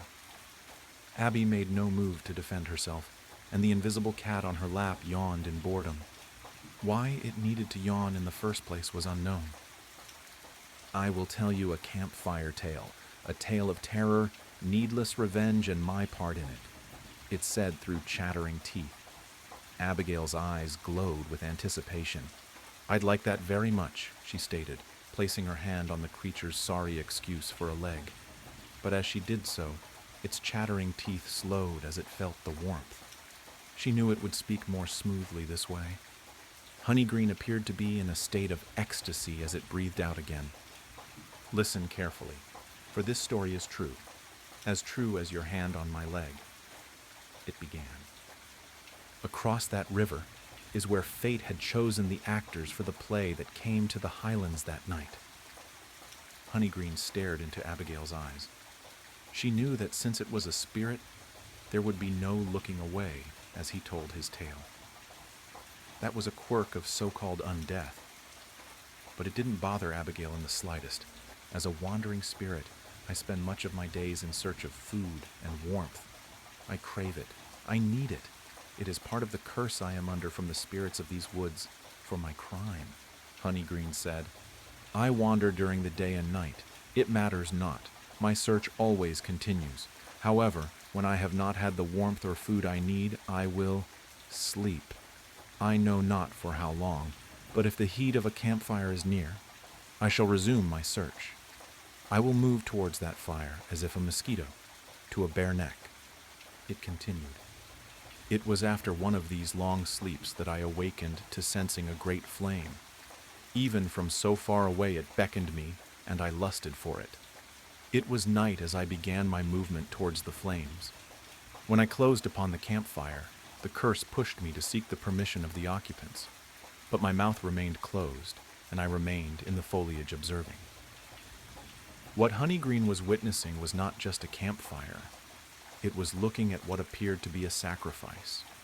Its lust for the flames and the food had drowned out the words being spoken. It closed on the scene. At the campsite of the ritual were 5 people, 2 males and 3 women, each standing on the tip of a star-shaped diagram on the ground. There was a large fire pit in the middle of the star, and 5 smaller fires near the feet of each person. Each of them wore clothing with strange markings. They chanted in unison, each holding a unique object, waving them back and forth towards, and then away from the flames. A moment later, each stopped, and it grew quiet.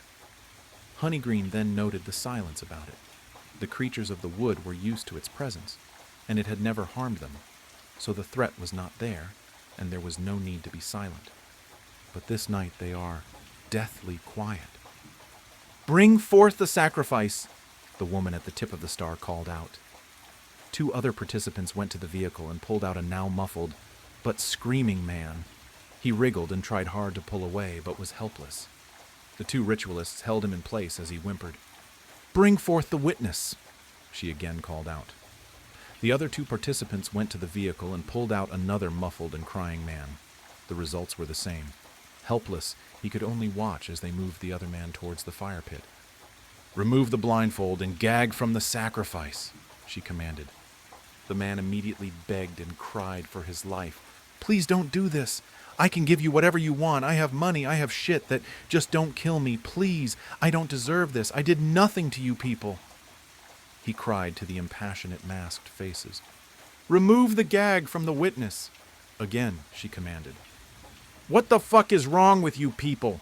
He cried out in a mix of terror and rage, tears dropping from his puffy eyes. Help me, man. Don't let them kill me, dude. The sacrifice called to the witness. I'm sorry, the witness whispered out, trying to look away, but the woman and man held him firm. Now let us continue. Move the sacrifice towards the flame, she commanded. The sacrifice struggled hard against the man and the woman, but to no avail. They moved him to within 2 meters of the flame exactly. Then they released him. The man's instinct to run took over, and he tried. But his legs disobeyed his mind. Something unseen held him fast. Move the witness to his position. The witness, also 2 meters away from the pit, eyed the sacrifice. Each man faced each other in the arms of the star. Knowing they were both helpless and likely doomed, they did a very human thing. Tears flooded both men's eyes, with rage empowering the witness's tears. Sheldon, the sacrifice said, visibly shaking. Rick, the witness cried out, trying to look away, but his head was held by that same invisible force. Now take your positions. We have the rage of the witness and the hopelessness of the sacrifice. We continue. The 2 other women stood behind Rick and Sheldon.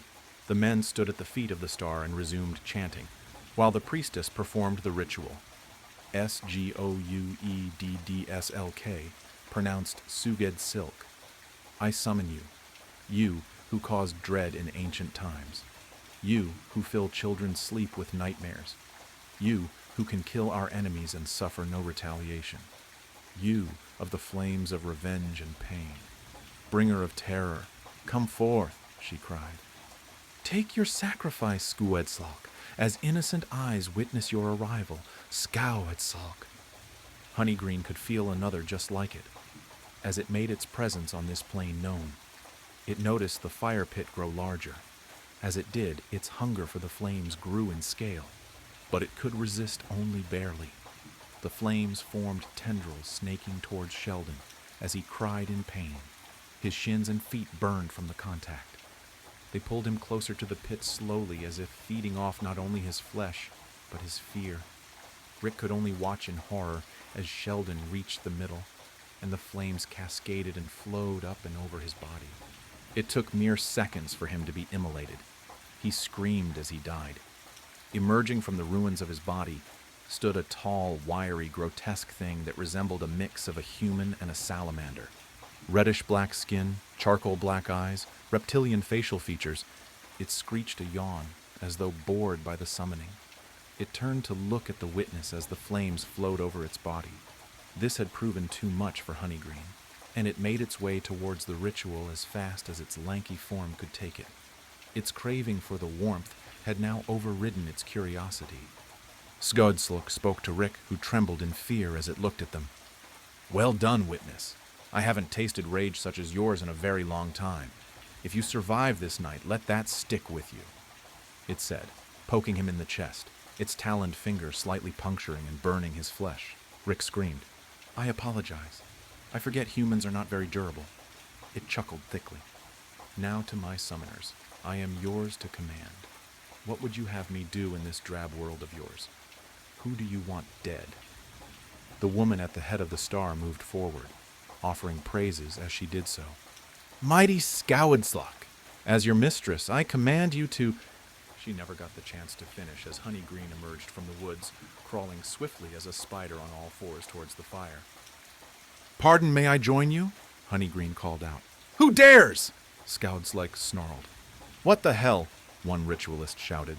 Oh no! Called another, and as he moved, he scuffed the protective star just enough. Sgoueddslk quickly turned to face his now terrified mistress, for she knew what that meant. The barrier was gone. It freed the beast. You would dare summon another to ambush me? It snarled at her. No, she cried out. I don't know what that thing even is. Oh, mighty. Silence, it said, plunging a taloned finger through the sides of her mouth. Honeygreen just stood there, drawing in as much of the heat as it could. Scoodslaw could feel the impossible cold of the thing. Thinking it was being attacked by the other demon, it lashed out at its summoners. Long talons gored the panicked woman where Sheldon stood. It peeled her open from stomach to sternum. The other woman fled into the woods. Spinning, it then sliced the first man's head from his body in a jagged mess of blood and gore. The other fled in the woman's direction. Rick could only watch, as he felt like his mind was about to snap from the events before him. All he had done was take the wrong turn last night. Just a wrong turn. A stupid wrong turn. Scoudslok bent towards him. "You, witness! You are free. I still smell vengeance and rage in you," it said before pulling his talon from the mistress's face. She fell to the ground, clutching her pierced jaws in pain. Squedslok took the same dagger-length talon and pulled it painfully from its hand. "I cannot leave this spot, but you can. You kill them for me, boy. You make them suffer for what they did to both of us. Then you bring that talon back to this fire and throw it in, and I'll know the deed is done and nothing like me will ever bother you again." Rick felt freed of whatever force held him. He shakily took the talon and felt the energy flow into his body, as if the dagger possessed him. He looked at the now pitiful, whimpering mistress. "No, witness, she is mine. For her crime, death is too kind. Now go," Scoudslok commanded. The mistress screamed as her summoned beast snatched her and glowered into her terrified eyes. Scoudslok smiled a toothy grin. "Death is far too good for you. I do have something else in mind, however." It then turned to look at Honeygreen with a mix of disgust and hatred. Honeygreen simply nodded, tipping its hat. "Thank you kindly for the fire and company." Saying nothing, Scoudslok pulled itself and the screaming woman into the pit. "I'm not sure how much time had passed, but the boy returned," Honeygreen said. "He still had the talon in his hands. It was covered in blood. So I guess..." Honeygreen's teeth chattered as though cold. He was, as in her excitement at the story, she had removed her hand. She quickly placed it back on him. "I guess he had gotten his revenge." The flames were still high as I sat there watching him. He wasn't scared of me. He'd seen worse that night. He took the talon and tossed it in the flame, then sat down. Abigail cocked her head to the side and quizzed Honeygreen. "Honeygreen, I thought you said this was a tale of needless revenge." "It was," Honeygreen stated.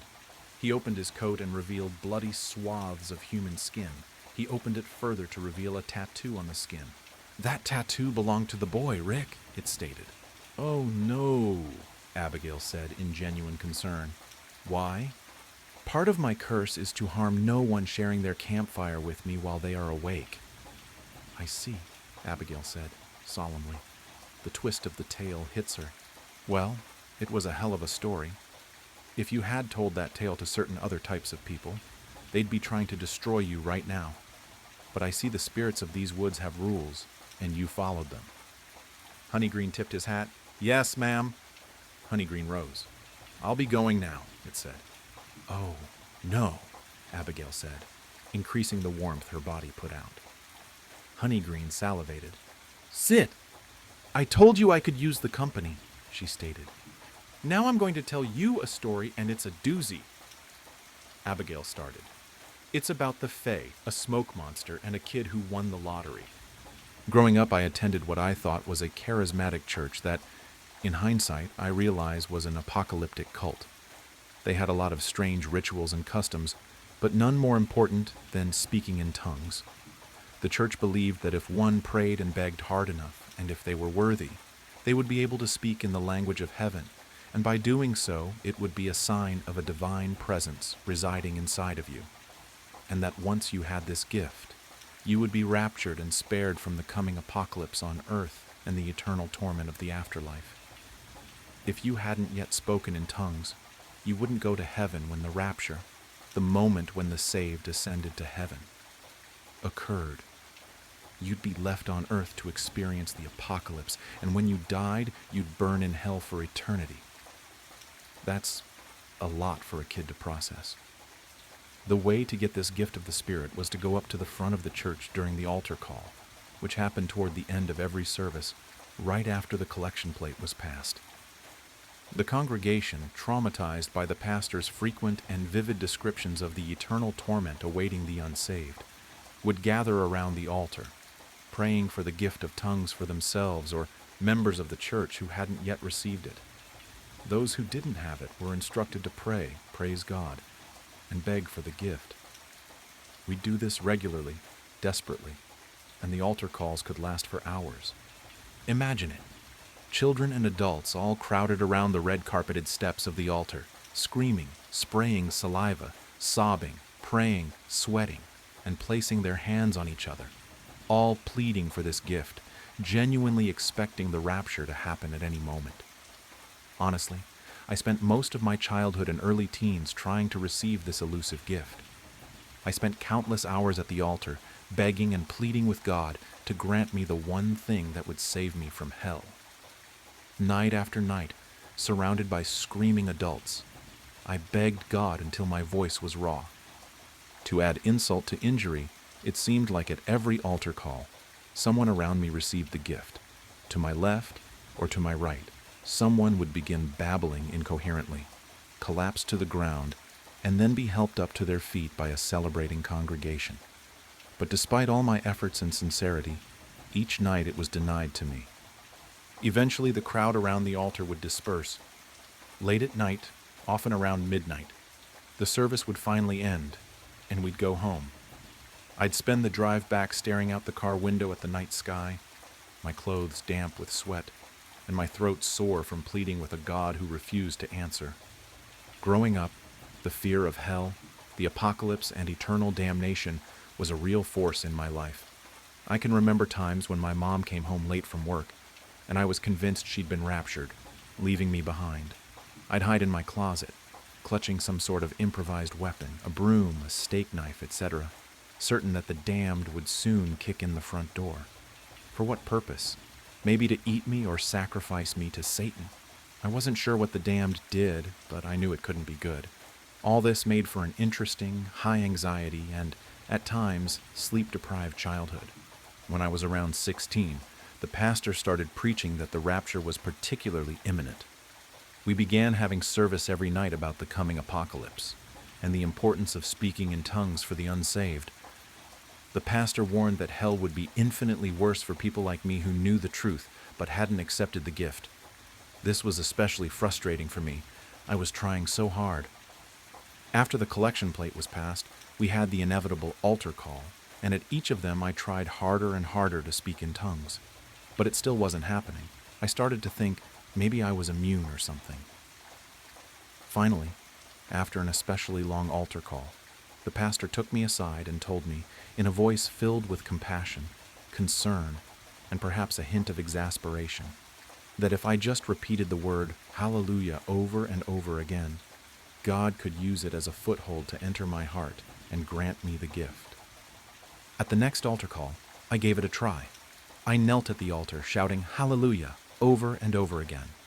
I was helped by an older man in the church who often mentored and prayed with the young boys, either one-on-one at his house, which he preferred, or at the altar. He considered this his calling. This oddly, overly affectionate man, a self-proclaimed prayer warrior, whispered words of encouragement in my ear as he knelt behind me, rubbing his hands tenderly across my sweating back and shoulders. Hallelujah! I shouted, again and again. My arms waved, my body swayed, and my knees ached. My throat was raw, and my voice was fading. The words began to run together, syllables dropping and merging. This only excited the people around me, especially the man behind me. Hallelujah! Hallelujah! I kept shouting, faster and faster. Exhausted, the words blurred into nonsense. Around me, the church members screamed and prayed with ecstatic fervor. The pastor, now kneeling in front of me, tangled her fingers in my hair with one hand, grabbed my chin with the other, and brought her fleshy face close to mine, pressing her puckered lips against my ear.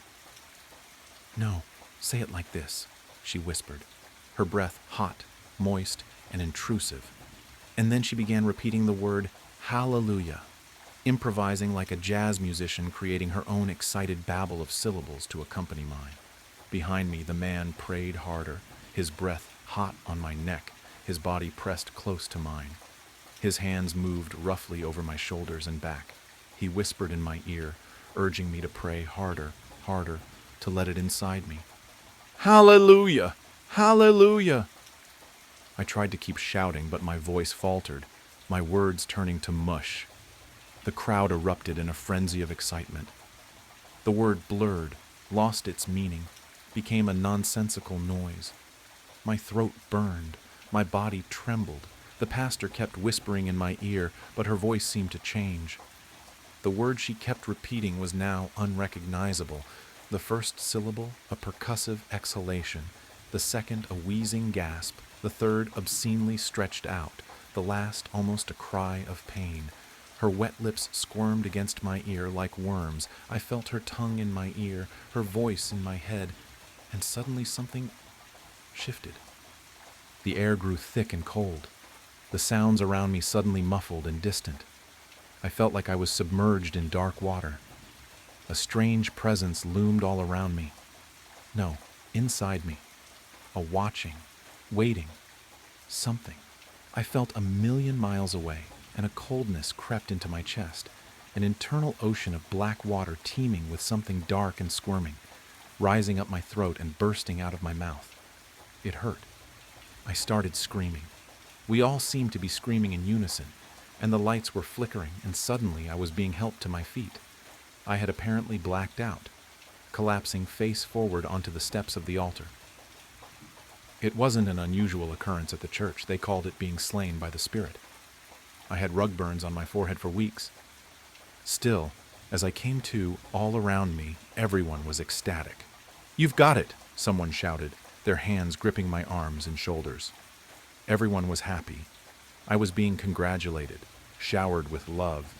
And in the middle of it all, someone, I don't know who, whispered in my ear, "It's inside you now."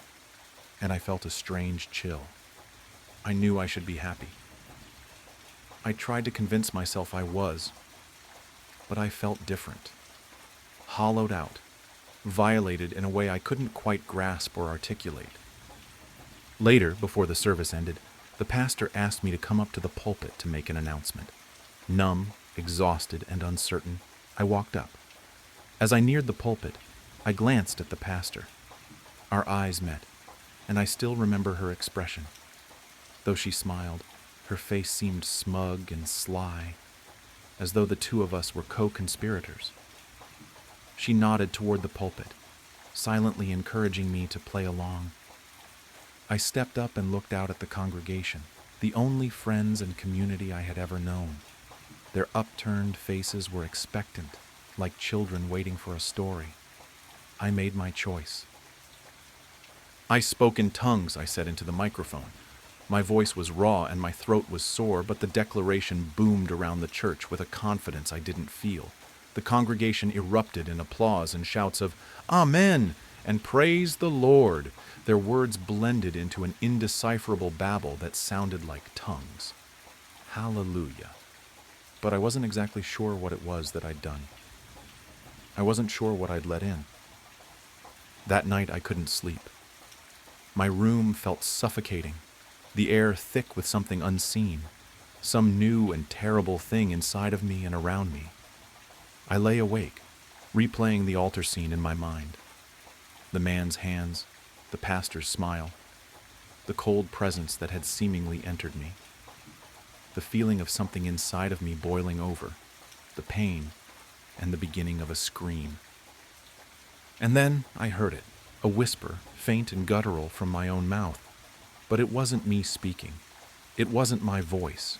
It wasn't English or the word hallelujah. It was something older, darker, like the sound of something massive choking up something vile, but I could understand it. "Not now," it said, from my own mouth. Not now, but soon. I froze, my body paralyzed as the words seemed to echo in the room and my mind. And then, just as suddenly, the voice, the feeling, was gone. I refused to go back to the church after that. Rejecting the faith of my family at such a young age tore my life apart. But I survived. I grew up. And over the following decades, I found peace, love, and my place in the wider world, or I thought I had. But last night, as I was washing dishes, I started to gag, cough, and gasp for air, and I felt it again, rising up. The voice that wasn't a voice, the words that weren't words in any human language. They burned and tore at my chest and throat and spilled out into the empty air around me. Really soon now, it said through me, with undisguised glee. The plate shattered in my hand, cutting deep into my palm. Cold dread rushed through me, and then, somehow beyond me, standing at my sink in my empty house, with blood welling up in my cupped palm, I realized I wasn't alone with the voice or the pain. Not really. I could feel them. The connection snapped into place, somehow simultaneously stabbing and tearing at me, a pain sharp, dull, and overwhelming, like a clawed finger pushing into the center of my mind, slicing, stretching, and flipping a switch. I knew all of them, the others, the ones who'd been there at the church when I was a boy. Their thoughts, their faces, their secrets, loves, and fears flooded my mind. They were scattered across the world. Most had moved on, healed, and built new lives just like me, but I knew at that moment, we all knew, that we were still marked and connected by the same terrible fate and bond. The voice was in them too, rising up, burning, tearing at us all. I could feel their fear, confusion, pain, mirroring my own, and a growing understanding of what was coming. A terrible, all-consuming compulsion building inside me, in all of us, pressing, urgent, and impossible to resist any longer. For death, destruction, chaos, glorious purpose, and hell on earth. The voice was rising up again, preparing to speak. In agony, I clawed at my face and throat, tearing at my collar in desperation, unintentionally smearing blood from my cut hand across my face, mouth, and neck. Blood. Red, hot, salty, and so beautiful. On its own, my tongue lashed out impossibly long, flailing wildly at the air, lapping at the blood around my mouth and in my palm. It was unexpectedly delicious, sparking an explosion of pleasure in my injured hand, groin, chest, and head. A pleasure somehow shared with all the others, rapturous in its mounting intensity. Heavenly. It's almost time. We all choked and gagged out in gleeful unison and hellish chorus, followed by horrible, wet sounds that burned in our chests, tore at our throats, and burst out of our mouths. Inhuman, monstrous, utterly insane sounds that we all recognized as laughter. The world exploded in a shower of glass and screaming metal. One moment I was driving, the wipers fighting a losing battle against the torrential rain, blurring the already indistinct highway markers. The next, there was a deafening roar, a bone-jarring impact that stole the breath from my lungs, and then silence. An unnerving, absolute silence that should have been filled with the shriek of tearing metal, the shattering of glass, the pained cries of the injured. But there was nothing. Only a suffocating stillness, broken only by the rhythmic thump of my own pulse, a frantic drum against the sudden, unsettling quiet. My head throbbed, a dull ache that pulsed in time with the frantic beating of my heart. I tried to move, to assess the damage, but my limbs felt heavy, unresponsive. Slowly, tentatively, I opened my eyes. The interior of the car was a mangled mess. Twisted metal clawed at the darkness. Shards of glass glittered like malevolent stars scattered across the crushed dashboard. Rain poured in through gaping holes in the roof, slicking the already sodden fabric of my seat. The air smelled metallic, acrid, like blood and burning rubber. Yet I felt nothing. No searing pain, no broken bones, not even a scratch. It was utterly surreal. I should be bleeding, screaming, possibly unconscious. Instead, I was remarkably intact, sitting amidst the wreckage of a catastrophic accident, experiencing only a dull throbbing in my head and a rising tide of disorientation. The silence was the most unsettling aspect. The absence of sound was more terrifying than any scream. It was a silence that pressed in, suffocating, amplifying the disquiet. It was as if the very fabric of reality had been ripped apart and then hastily stitched back together, leaving this grotesque, silent void in its wake. I pushed against the wreckage, forcing myself to sit up. My body ached, but the pain was negligible, a dull pressure that didn't match the severity of the crash. I looked around. The highway stretched before me, a dark, rain-slicked ribbon winding into the night. There were no lights, no other cars, just the relentless downpour and the crushing weight of the silence. I was utterly alone, isolated in the heart of this metal tomb, surrounded by the wreckage of what should have been a fatal accident. A terrifying, perfect solitude. Fear, cold and sharp, began to claw its way into my consciousness. This wasn't right. It wasn't supposed to be like this.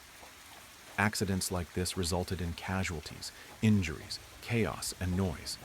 Yet here I was, miraculously unharmed, adrift in a sea of silent destruction. The incongruity of it all was deeply unsettling. The dissonance between the catastrophic reality of the mangled car and my own unscathed body, a gaping chasm that threatened to swallow me whole. A feeling of unreality, of profound wrongness, settled over me like a shroud. The rain continued to fall, washing over the wreckage, blurring the already indistinct shapes around me. I tried to focus on the details, to ground myself in the reality of the situation, but the silence persisted, a constant, ominous presence that heightened the sense of unreality. It was like a suffocating blanket, muffling everything, even my own thoughts. The world felt strangely muted, as if I were watching a scene unfold from behind a thick sheet of glass.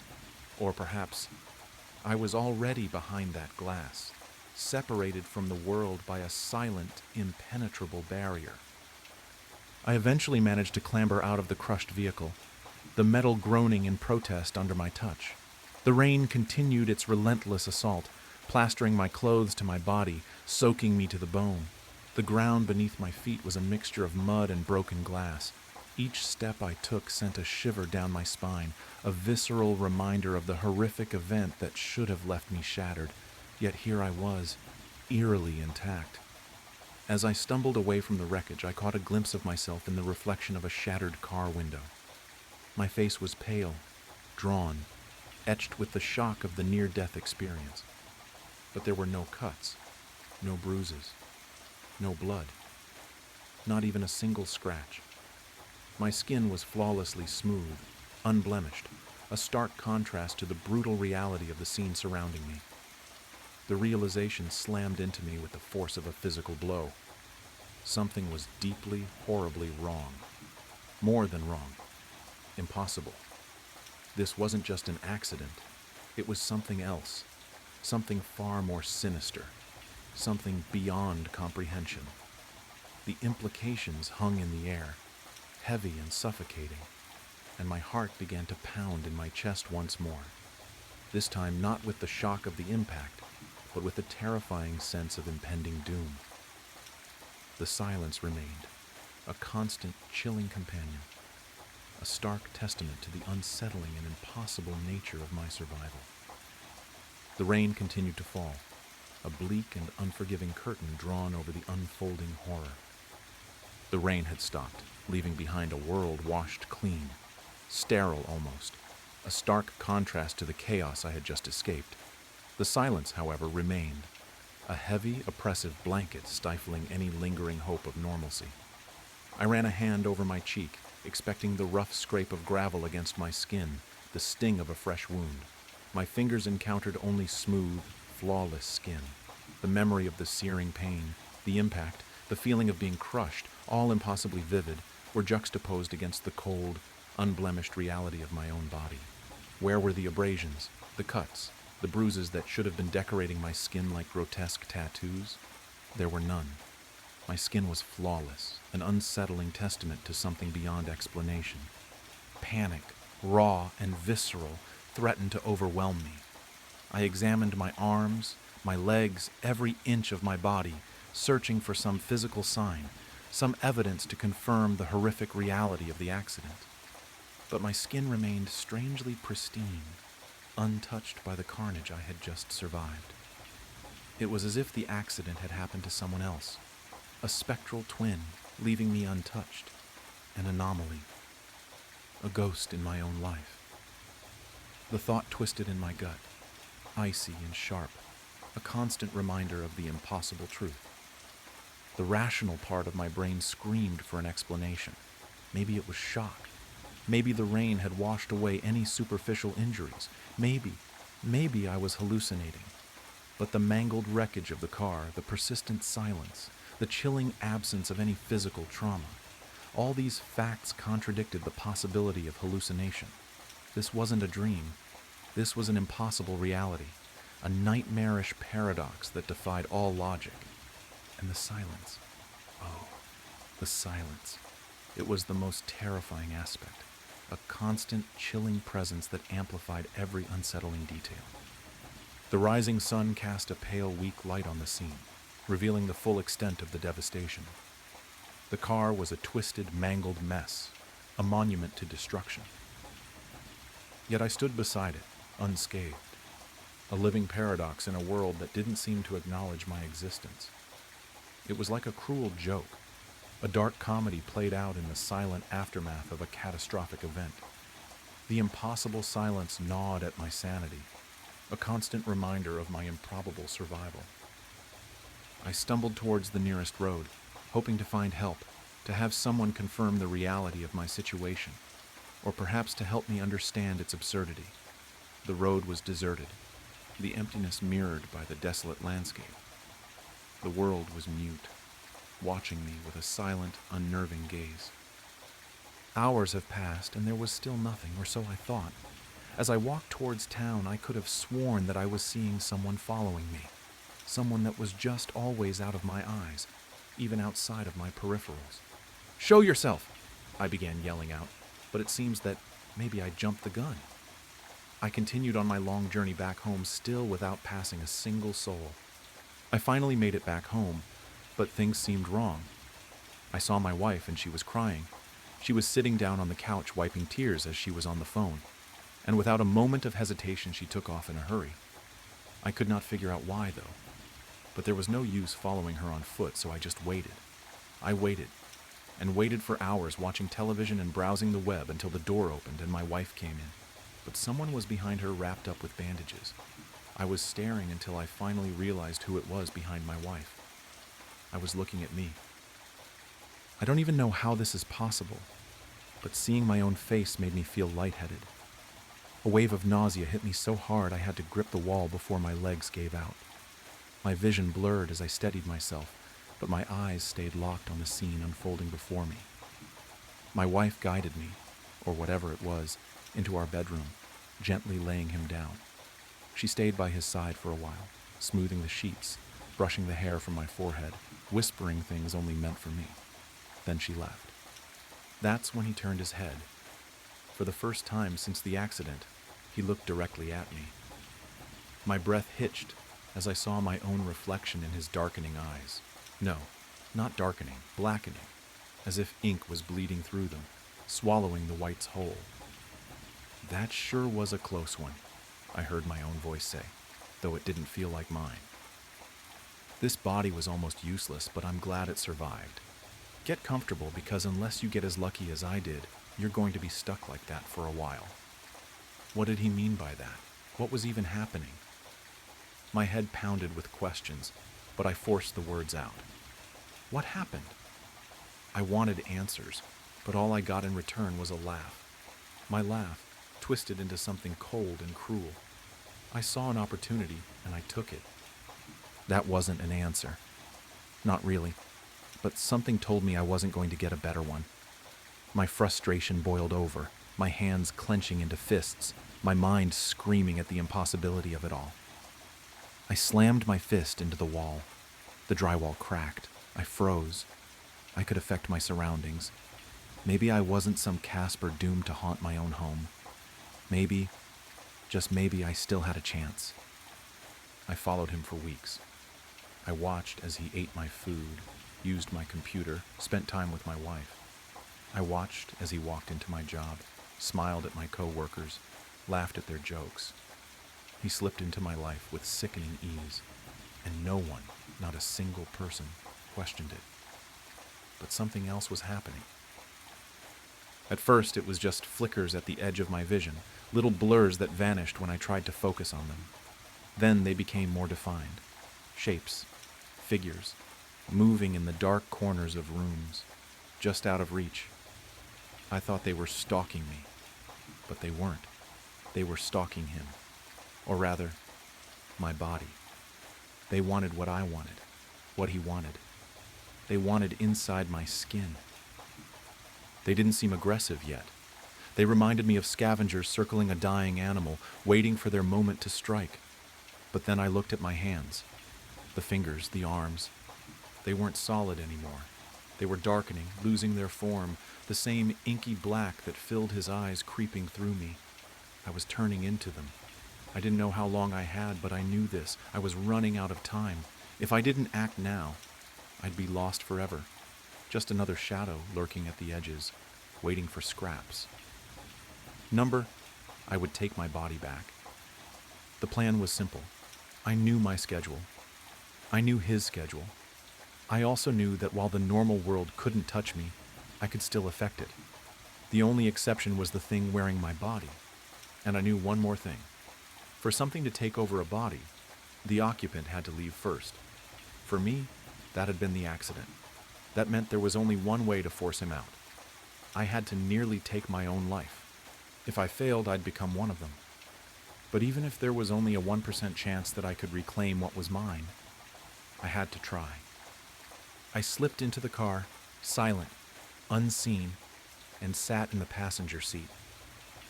He drove onto the highway, the speedometer climbing. The city lights blurred past as I steadied my thoughts. I couldn't screw this up. I wouldn't screw this up. The bridge was coming up fast. I reached out. With everything I had, I grabbed the wheel and wrenched it sideways. Tires screeched, horns blared, impact. Metal crunched, glass shattered, and the world erupted into chaos. The car slammed into the ground below in a sickening cacophony of destruction. The smell of burning rubber and gasoline filled the air.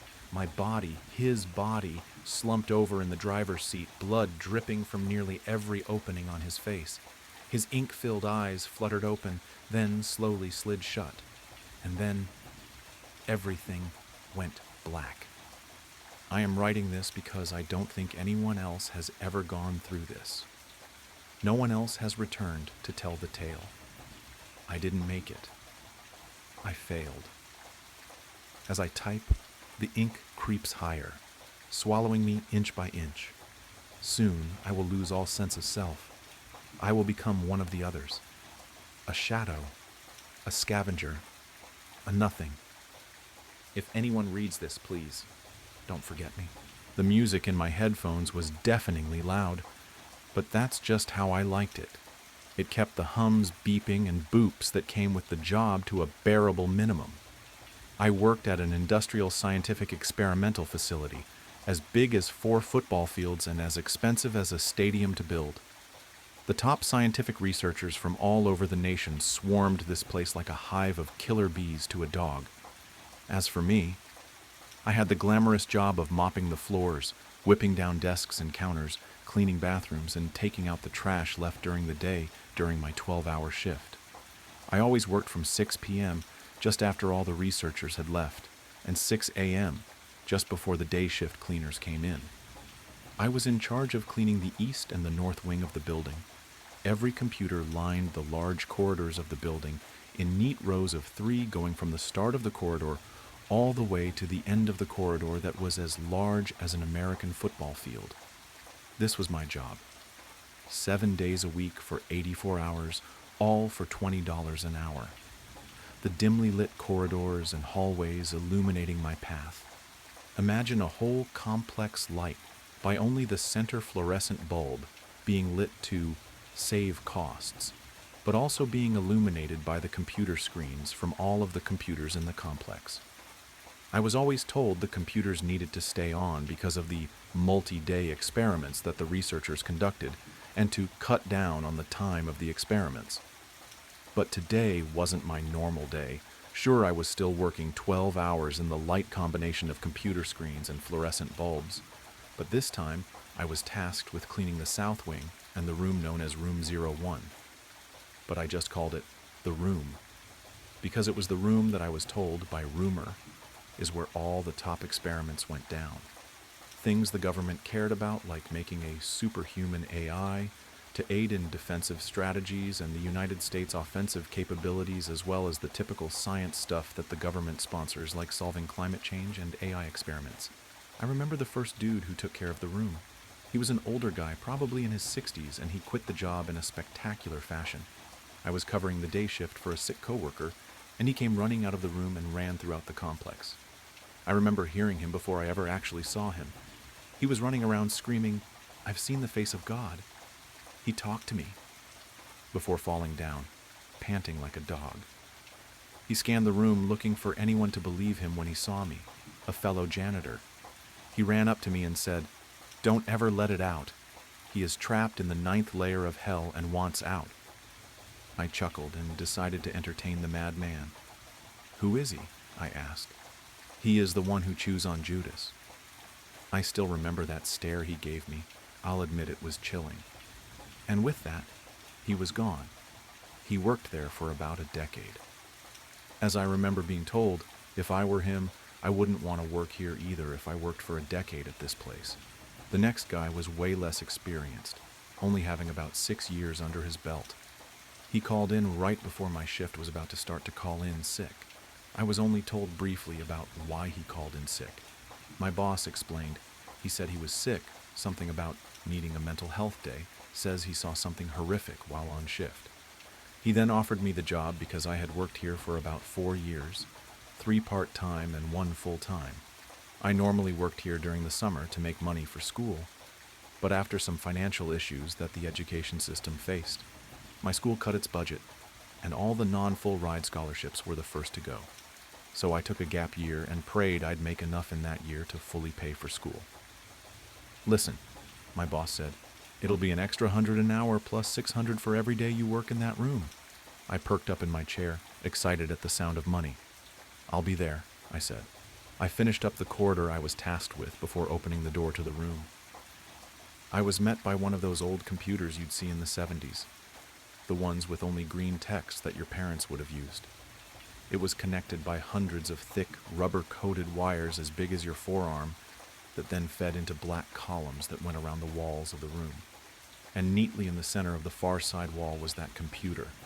The room was about the size of a school's gym. I sighed, stood for a bit, and got to work. I started with mopping, as I always did, and started in the center of the room and worked my way out to the walls. I adjusted my headphones and heard a beep. These dumb headphones.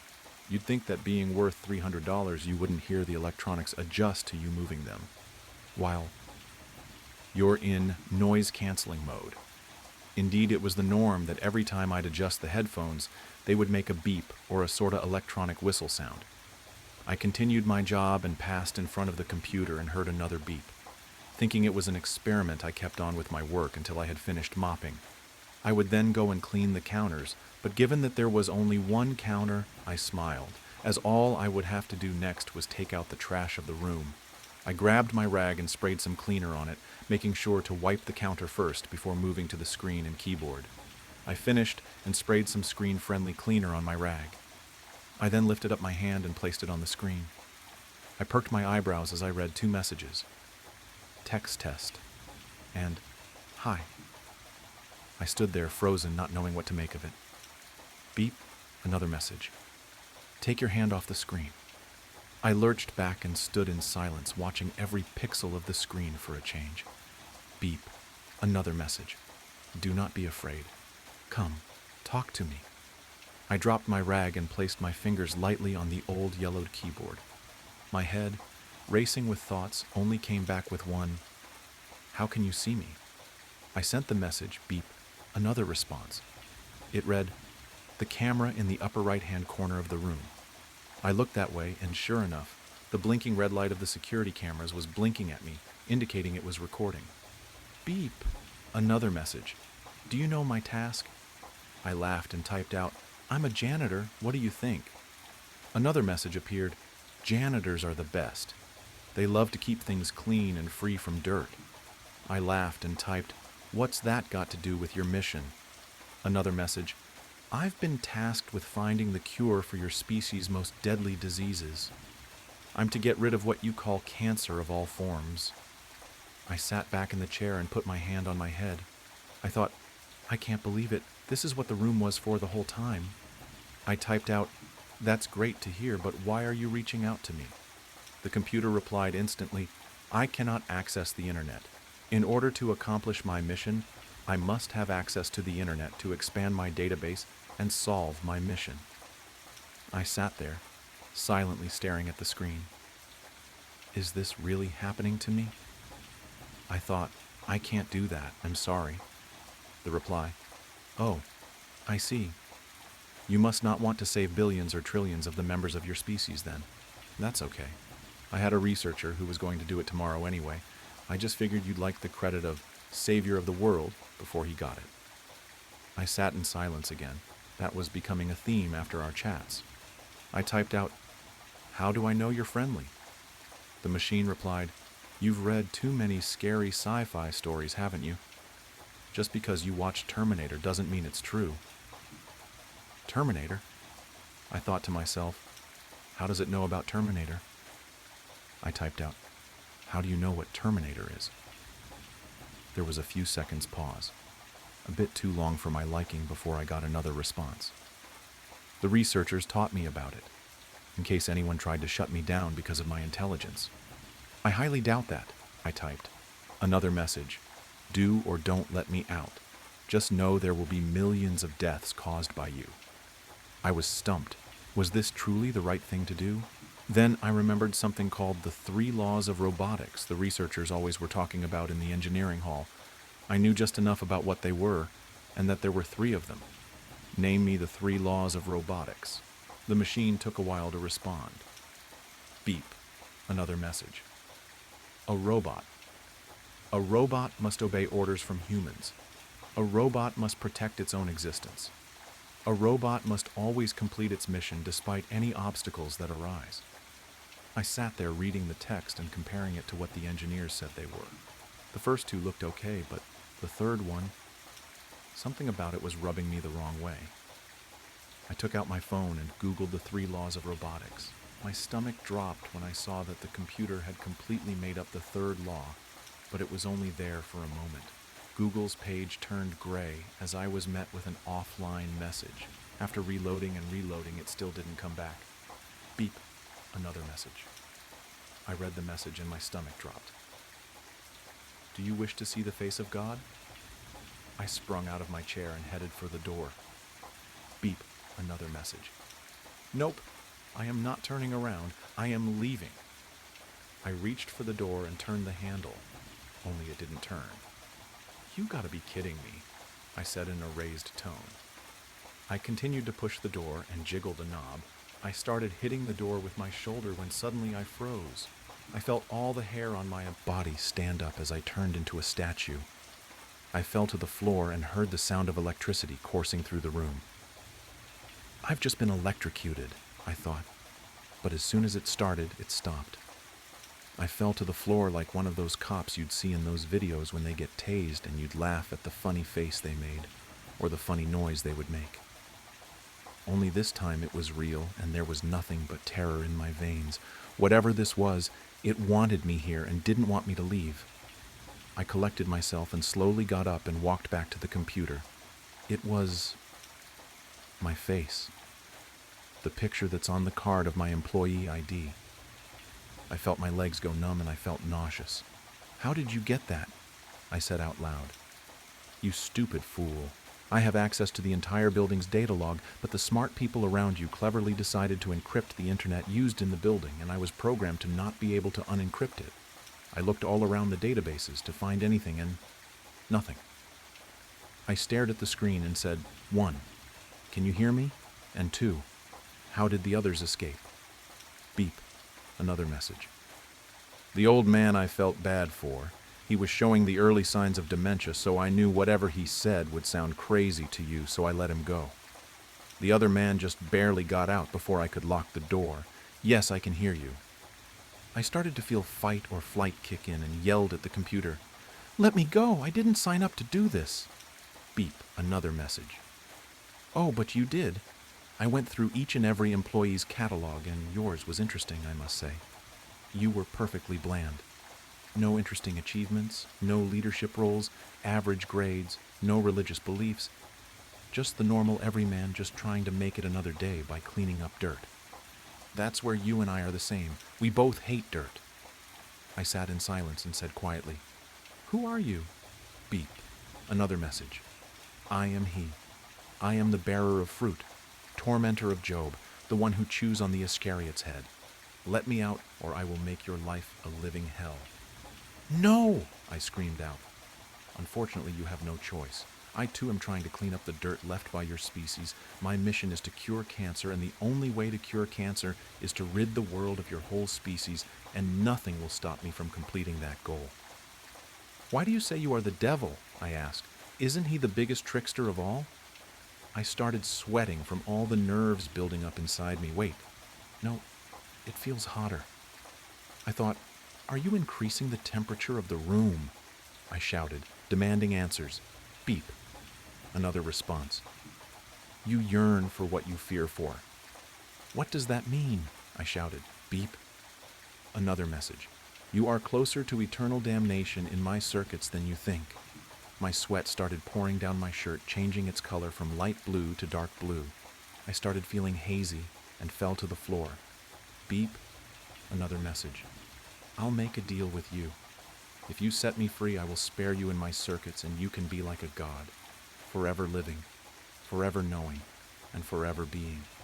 I won't do that. My voice was weak and limp now. Just then the tubes jutted out of the black columns of circuitry and came flying at me, sending sparks in the air. They stabbed in my legs, abdomen, arms, back, and one in my neck. It was painfully paralyzing and so hot at the same time. I'll surely die here, won't I thought to myself. B. Another message. Yes. Simply said the message. Then a loading screen appeared on the monitor that read, Consciousness Upload Progress. The computer was uploading my brain to its circuits. I could feel the wires of the tube on my neck extend into my skull and wrap around my brain, squeezing it like a stress ball. The blood from where I was stabbed coated the entire floor red as I was being lifted off the ground, my arms being held at my side, making a T shape. The agony went on for a couple minutes until I assumed my vision was overridden, and instead of a dimly lit room, I was now in a beautiful garden. With my last breath, I shouted, Wait! Everything stopped. My vision was restored, and my now limp body was moved in front of the computer. You wish to give up? Yes, I said. Very well. The deal is still on. Wait, I said. If you want to be let out, make a deal with me. Go on, read the screen. No one dies, I said, panting like a dog. I'm pathetic. I'm pleading to a computer. I thought, very well then. I was lifted down and put on the floor and stitched up. Consummatum est. It is finished in Latin, yet the tube to my brain remains attached. The progress bar started back again. Wait, you can't do this? We made a deal. Didn't anyone tell you not to make a deal with the devil? My body was once again stabbed by the tubes and manipulated towards the computer. The tubes fought me on every move. I pulled, strained, and stretched every muscle I had to make sure not to let it out. It was too little too late. I typed thousands of combinations until one set the computer free. Aftermath. The souls of billions scream, the souls of the billions feeling the circuit's steam. We truly are alive and well. At least as well as can be when living in hell. No bodies to run or fight. Only the consciousness of all living in fright. Author's note, if you read this far, thanks. It was my first ever story that wasn't for school. I wrote it in about an hour and a half, and I hope you enjoyed it. Also, this is a first draft, so any feedback is appreciated. You know how life can be. Devastating. I am writing this and posting it because I need answers, and I think it's a way for me to cope. Or at least, that's what my therapist said. Bear with me, I am not much of a storyteller. So, about a month ago, me, my best friend, and boyfriend went about an hour southwest of where we live to visit our friend. For the sake of privacy, I will call them Colby, Vincent, and Ashley. Ashley and I grew up together. She is kind, easygoing, and a crazy-ass sense of humor. Colby is my boyfriend of almost 2 years. He is patient, protective, and honestly the best person I know. And Vincent is spunky.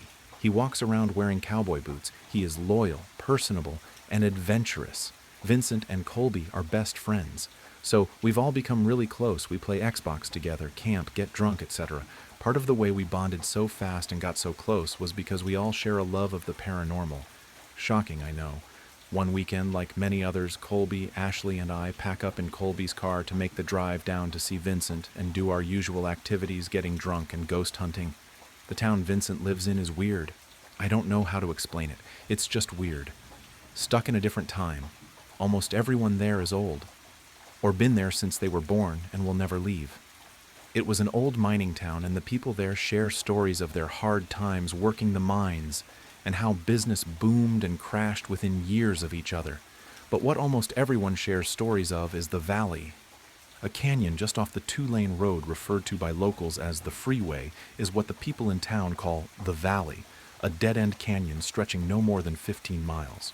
This is where all the mines were and still are. Now the town is dry and cold, the kind of cold that cuts through your skin and into your bone. The wind never stops. Summer, winter, spring, or fall, it's always windy. Especially in the valley, the wind whips off the rock walls and roars through the dead trees. Some nights in town, the wind coming out of the valley sounds like screams. The drive to see Vincent was as boring and ugly as usual. I sleep most the ride while Colby and Ashley bullshit about politics, religion, etc.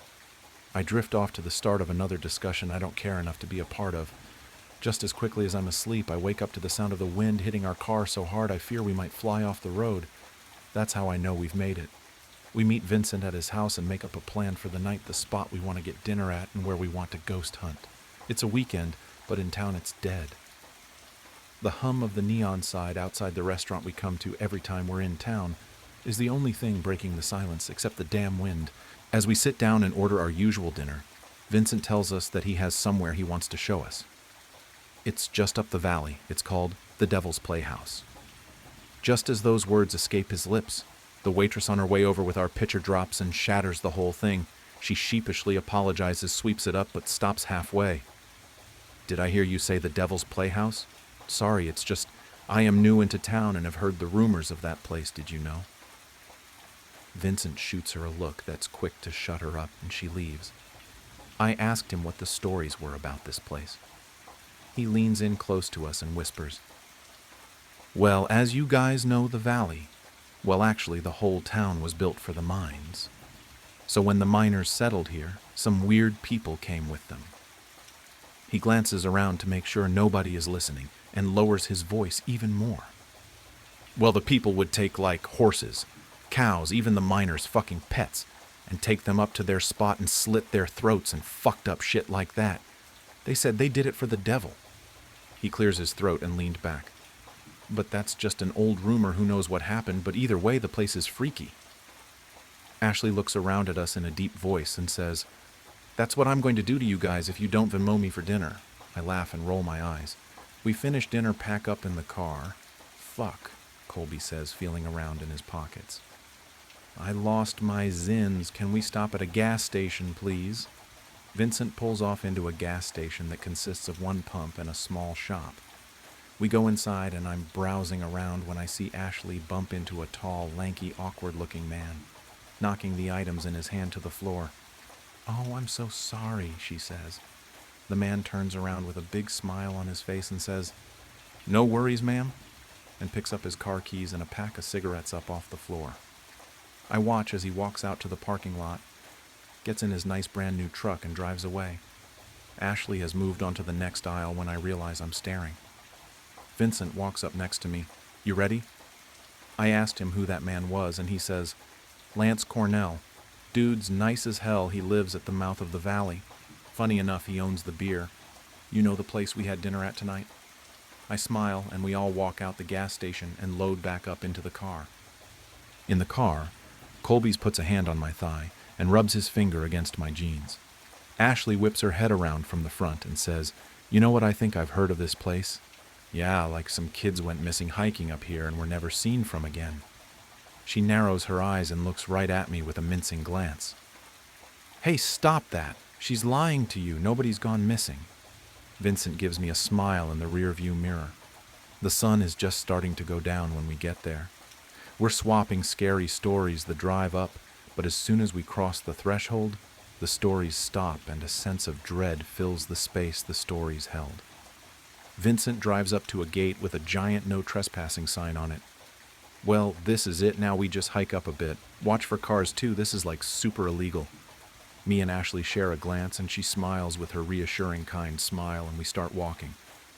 Halfway up, Colby takes my hand and winks at me. He says, "How you feeling? Scared?" "Don't be. I won't let anything happen to you. Plus, all this stuff is total bullshit, babe." He smiles and jogs up a little to catch up with the others. I stay behind. I am winded, cold, and uneasy. I hear a snap of a twig behind me and whip around. Holy fuck, what was that?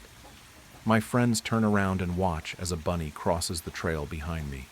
"False alarm, sorry guys." Vincent rolls his eyes and laughs. After a short 20-minute walk, the sun has completely set in the valley, and we turn on our flashlights to see the beast of a building standing in front of us. An abandoned mining building. Must have been storage or something, because the ones we drove past on the way in don't even hold a candle to this. The wind going through the windows makes it look like the building itself is shriving in the cold air of the wind. "Wow," Ashley says with a grin. "Well, come on in, mi casa es su casa," says Vincent as he stands in the doorway. All the windows and doors are gone. There is a hole in the floor that looks like it leads somewhere, but however people were getting down there has been gone for quite some time. "Dude, imagine there is just someone living down there," Ashley says, and nudges me with a smile. What the fuck? What an odd thing to say. Ashley and Colby are taking pictures on her digital camera she carries with her everywhere. The odd thing is the place has no graffiti. It's actually clean. "No glass or anything," I say out loud. "Yeah. Well, nobody ever comes up here because, well, the cops are bored in a town like this," Vincent said like he was reading my mind. "All right, fuckers, I say we split up," Colby says. "All right, gang, let's look for clues," Ashley copies in a teasing voice. My heart starts to race. The building is only one floor if you exclude the hole in the ground. Just stay on the main floor and keep your light on just in case. Vincent tells us we all nod and walk our separate ways. I begin to walk around the corner of the general area we're in. I am looking around, still amazed at the cleanliness of this place. No dust, no leaves, nothing. It's wild. I turn around to see Colby right there. "Ah!" he screams. I shove him away and smack his chest. "Idiot!" He leans in and tries to kiss me, and as I lean into him, I hear aloud, "What the hell?" Ashley sounds scared. We run over to find her looking at the ground with fear in her eyes. We pan our flashlights down to what she's looking at. A dead fucking rabbit, fresh, bright red blood pouring out of the hole in its body where its head used to be. I look away and throw up in my mouth. "Dude, what the fuck?" Colby says. "What the fuck is right?" Ashley says, sounding scared. "Let's leave, I want to leave. Please, this is fucked up. This shit is like real, like, what the fuck? We need to leave. It's the bunny from the trail." "What are we waiting for?" Ashley screams at us.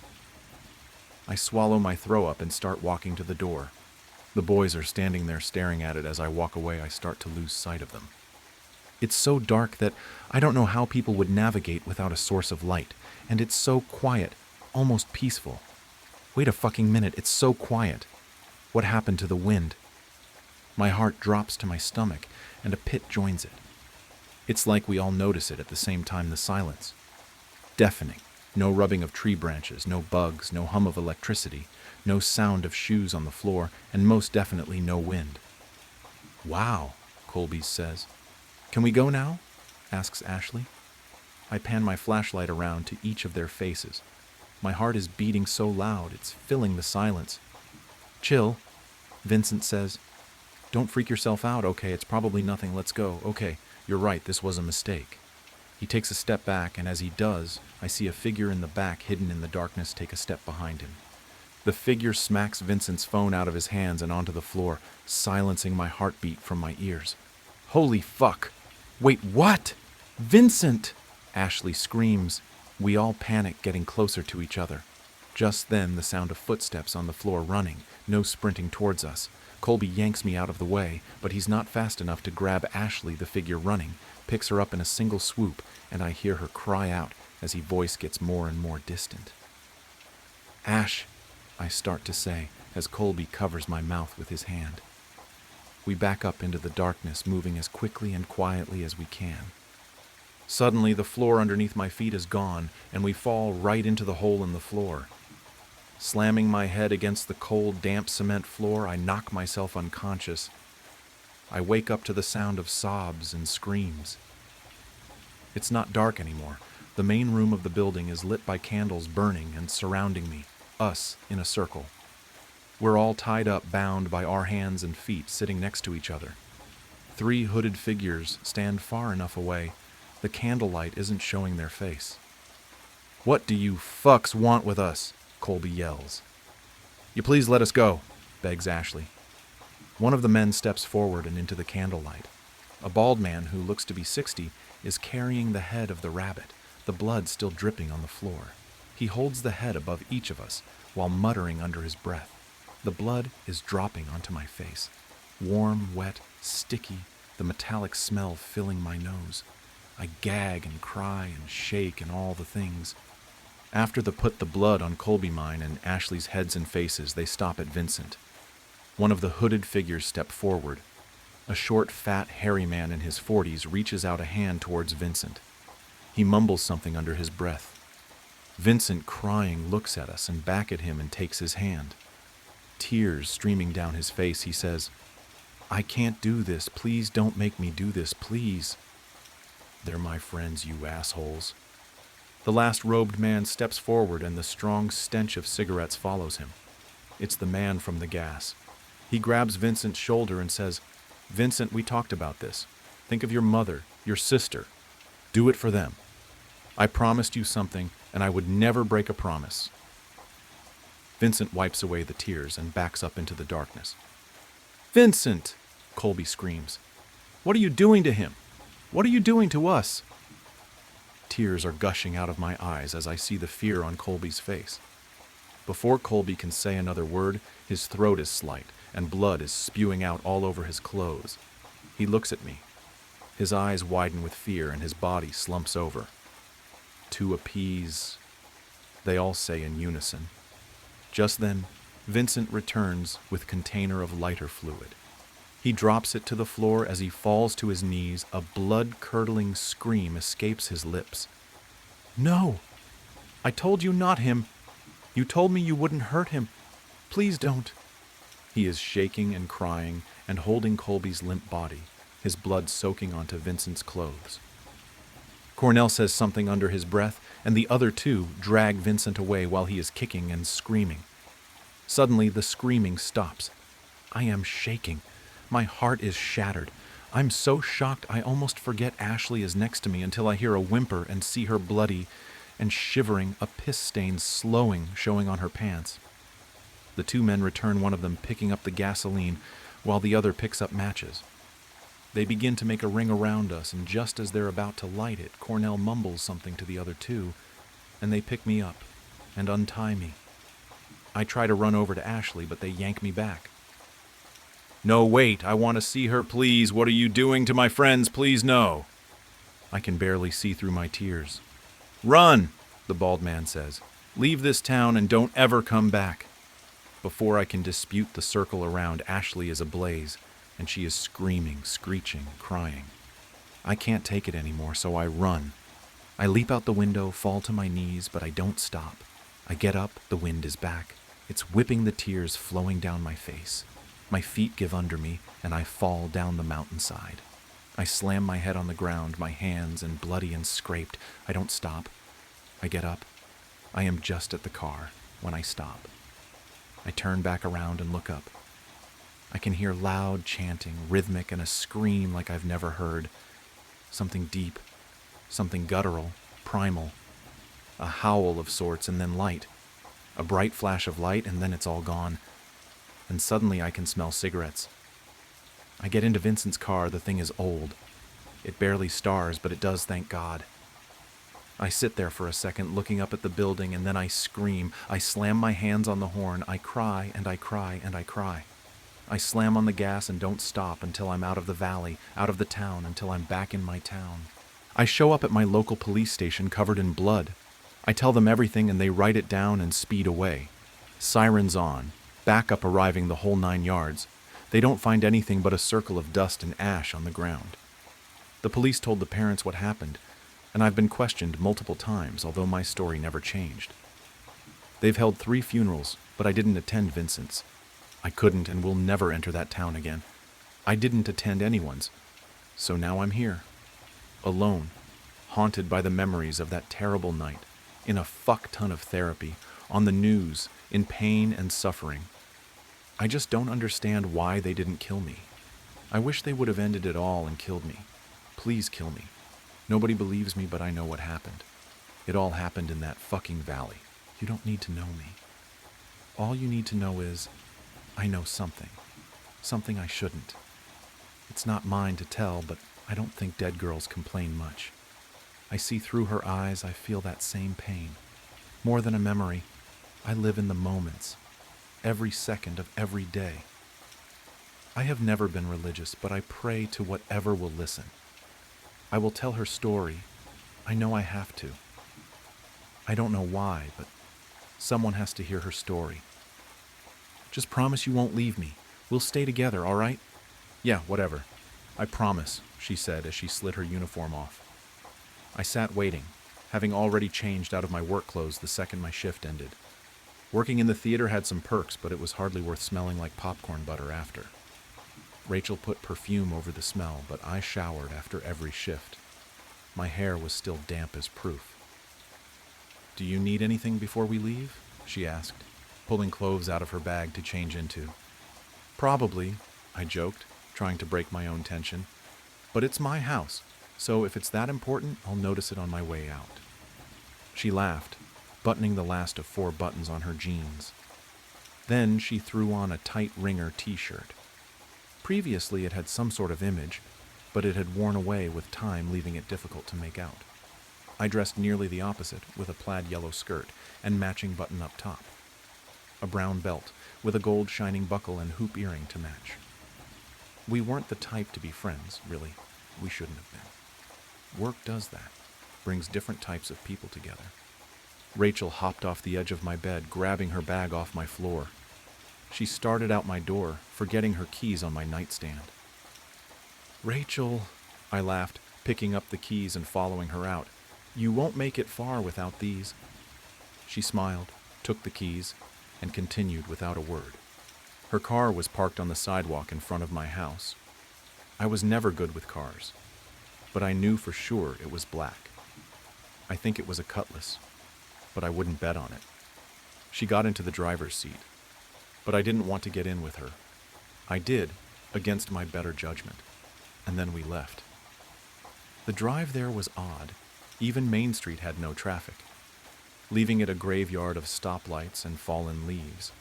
Fog, blocking our view from every direction, growing thicker and thicker the further out of town we went. It should be expected with the carnival, but this felt different. I twiddled my thumbs, pretending as though I had nothing to worry about. You okay? Rachel asked, not taking her attention off the road. She always pointed out my little quirks, usually noticing if I was feeling off. I squeaked, snapping out of whatever trance I was in. I was, obviously, not okay. Rachel glanced over. She looked so calm and relaxed. You sure? You look hella tense. I didn't answer. Cool air flooded in through Rachel's window, letting the smoke off her cigarette float out. Flickering neon lights stopped her before she could push any further. The lights lured us into an open field-turned parking lot, like an anglerfish lures its prey. The old beauty, suffocated by the call of humming engines. the funhouse hung upon the gateway. I fumbled for the door handle, unable to muster up the strength to get it open. Vision fuzzy, heart pounding, and a headache I couldn't seem to shake off. Managing to get the door open, I tumbled out. It was too much. The lights, the laughing, the small, crowded paths. But a calm smile and happy voice were as good of an act as the rest of the circus. I had never snuck out before, let alone to a place so big. I was my parents' ideal child, and I loved it. The way every adult mentioned me as a role model, it kept me going, like a push I needed to function. Without approval, I didn't have much, which I think is why I came here tonight. Rachel grabbed my arm, pulling me towards the ring toss. "Would you be careful?" I begged as she pulled me past a girl, nearly sending her flying. Looking at the girl, she was younger, maybe 10 or 11. She looked odd. There was no other way to describe it. She dressed as though a few years behind style. A pale, multicolored striped shirt and bright blue pants. Fee had a microvision. They stopped making those back in 1981. I know that because Lance can't help but bring it up whenever he can. That is only 3 years ago, though, so it's not too odd she has one. Looking around, everyone looked a few years behind. It was uncanny, but perhaps it was just my wild imagination. Rachel didn't seem to notice. Maybe it was nothing to worry about? Trying to find a good distraction, we played every game in reach. We, of course, won nothing. In the carnival, the house always wins. A blaring announcement shook my attention away from the horse race I had been playing. The show will commence in 10 minutes. 10 minutes, droned the announcer. Stock up on snacks, carnival trinkets, and secure a prime seat. And of course, don't forget to enjoy the show. His tone implied that the enjoyment part was optional, but the snacks and trinkets were not. Rachel again grabbed my wrist, pulling me towards the tent. "Come on, we have to get in before the show starts."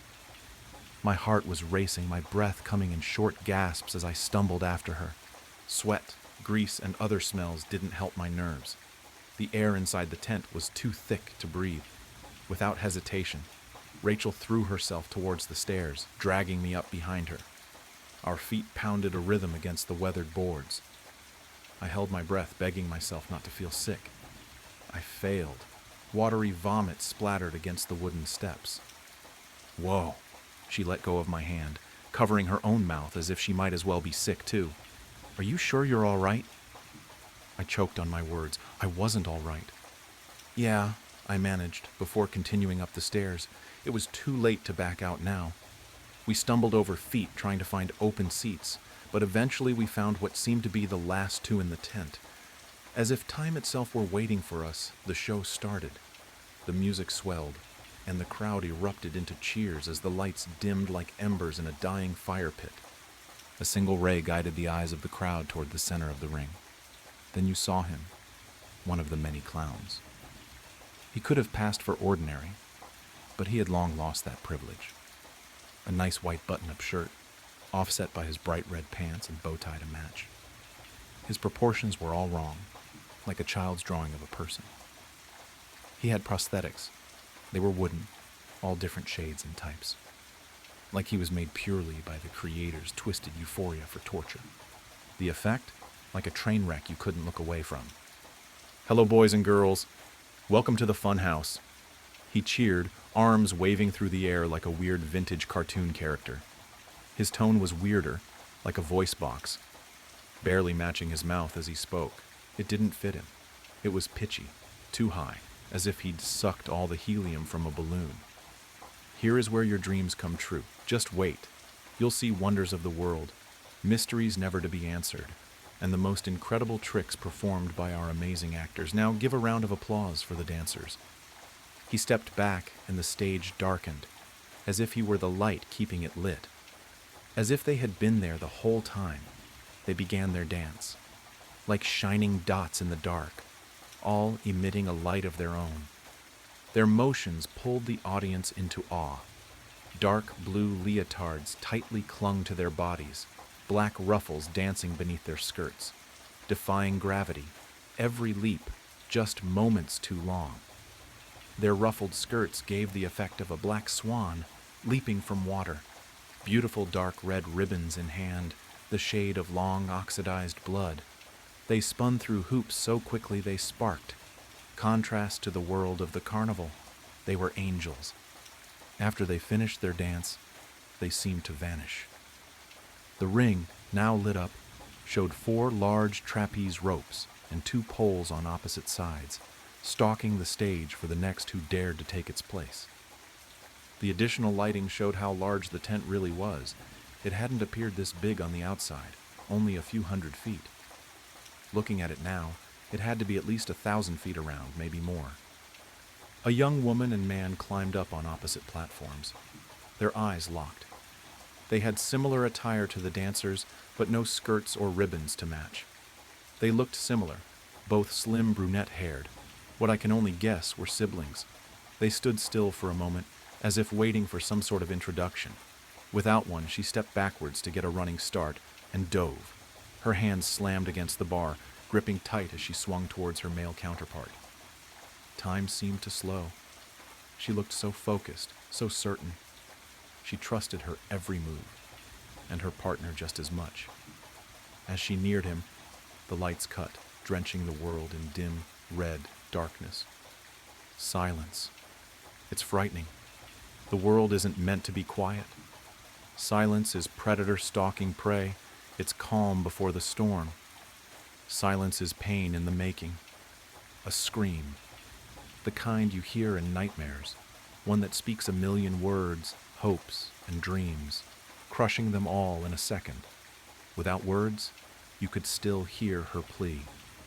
Screaming is the one language everyone speaks. The lights snapped back on, but the scream didn't stop. The tent shuddered with the silence of the audience, only the screaming. Looking around, they were gone. Even the male trapeze had vanished, just like everyone else, disappeared to dirt across the floor, and the fear that she might not be alone. Looking ahead, she saw her, crushed by the pressure of her fall, the last moments of terror still frozen in her eyes, limbs twisted in each direction, like a gory broken compass guiding me nowhere. The dirt beneath her, a damp red, her corpse still screaming, the first normal scream mine. Frozen in place, everything seemed to unfold before me like a movie, and for a moment I prayed I was a part of the narrative. My knees gave way, sending me to the floor, barely leaving me conscious through the fear-induced nausea. It was too sudden, too real. The woman's screaming continued, beyond what her crushed torso should have allowed. Blood gurgled up her throat, slowly muffling her agony. Leaning my shaking body against a chair, I looked towards where the door was.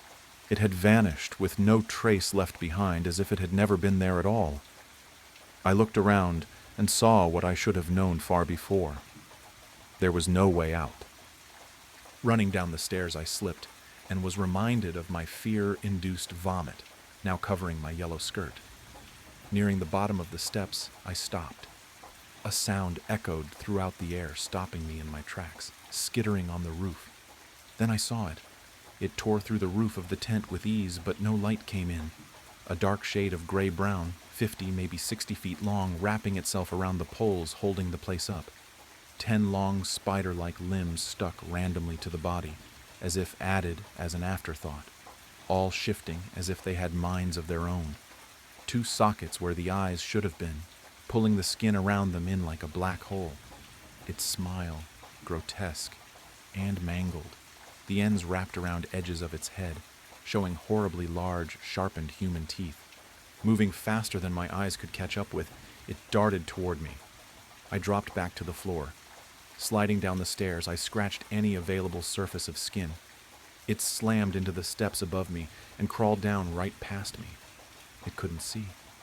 I crawled along the seat bottoms, shaking every second I wasn't pressed to the floor. It may not have been able to see me, but it could hear my every breath. After more than an hour of crawling, hiding, holding my breath, and repeating that vicious cycle, I reached a curtain. Barely open enough for me to fit through silently, I crawled in. Too frightened to breathe. For the fear it might hear me, I ran further inside. Hardly seeing where I was going, I ran in and out of every curtain and opening, praying for an escape. Each direction I tried left me more and more hopeless. After many failed attempts at tearing through the tent and looking behind every crate and rack I could find, I crumbled to the floor. Tears streamed down my cheeks. I hadn't taken the time to realize what really was destined to happen. I was not going to escape. I was stuck here, to rot away or die to that horrible monster outside this curtain. I had so much left to do. I wasn't ready to die. The thoughts hurt, and I pressed my nails into my palm. No one had a way with life like she did, floating through the world as if harm never glanced her way. Now harm did more than glance. It was pricking at her skin, drawing closer and closer. I heard it scurry across the ground outside. It hadn't forgotten I was there. I pressed my nails deeper into my skin, drawing blood. It wasn't good, but it took the pain in my head away, helping me focus my brain on something other than fear I couldn't control. Through my blurred vision, I saw a slightly open crate I was too panicked to notice before. Wiping my eyes, I walked over. Sliding the lid off, I looked inside. Human-sized doll parts, some wooden, others porcelain, like those on the clown from the start of the show. I picked one up to look at, just to see what they were. It was hollow. I slid the arm over my own, putting each finger into the correct slot. A perfect fit. The porcelain was cold on my skin, but the freckles dotted on it seemed to match my own. Each finger was built to bend, carefully crafted as if put together by hand. Moving my arm was comfortable, as if it was made for me. Putting it back, I stepped quietly back towards my spot on the floor. Then I felt it. Something moved from out in the ring. I stepped towards the curtain, making sure to stay out of sight of the thing I knew was out there.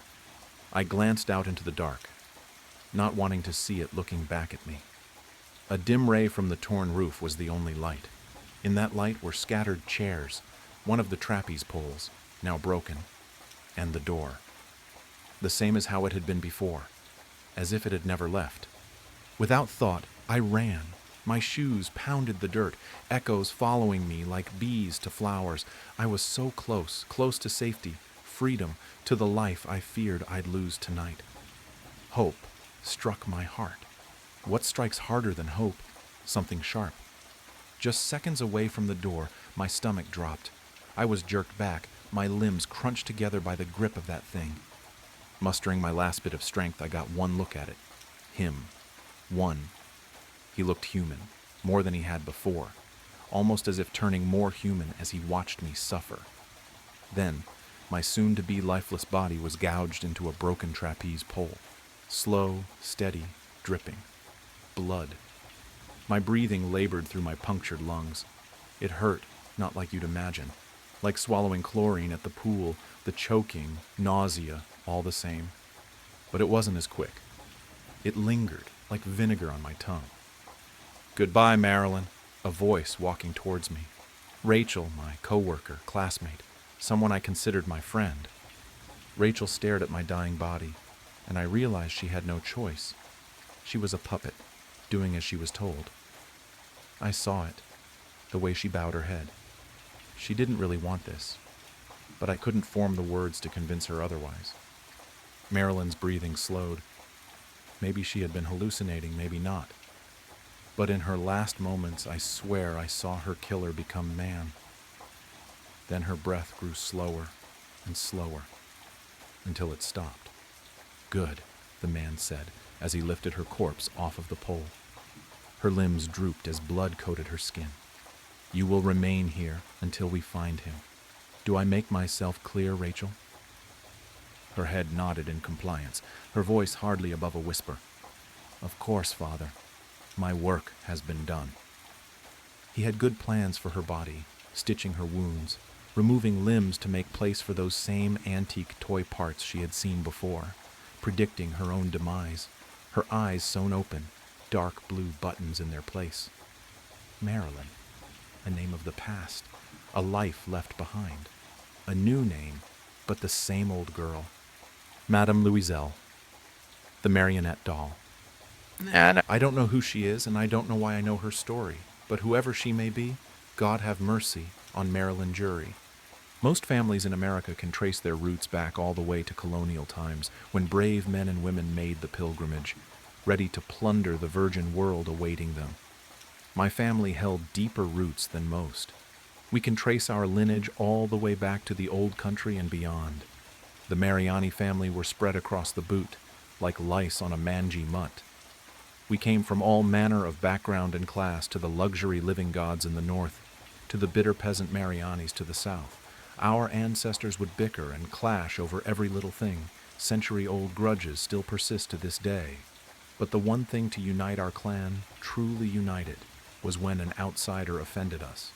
The Marani temper became legend, and legend turned to unspoken horror as we grew bold in our retribution. There is all manner of tales I could spin.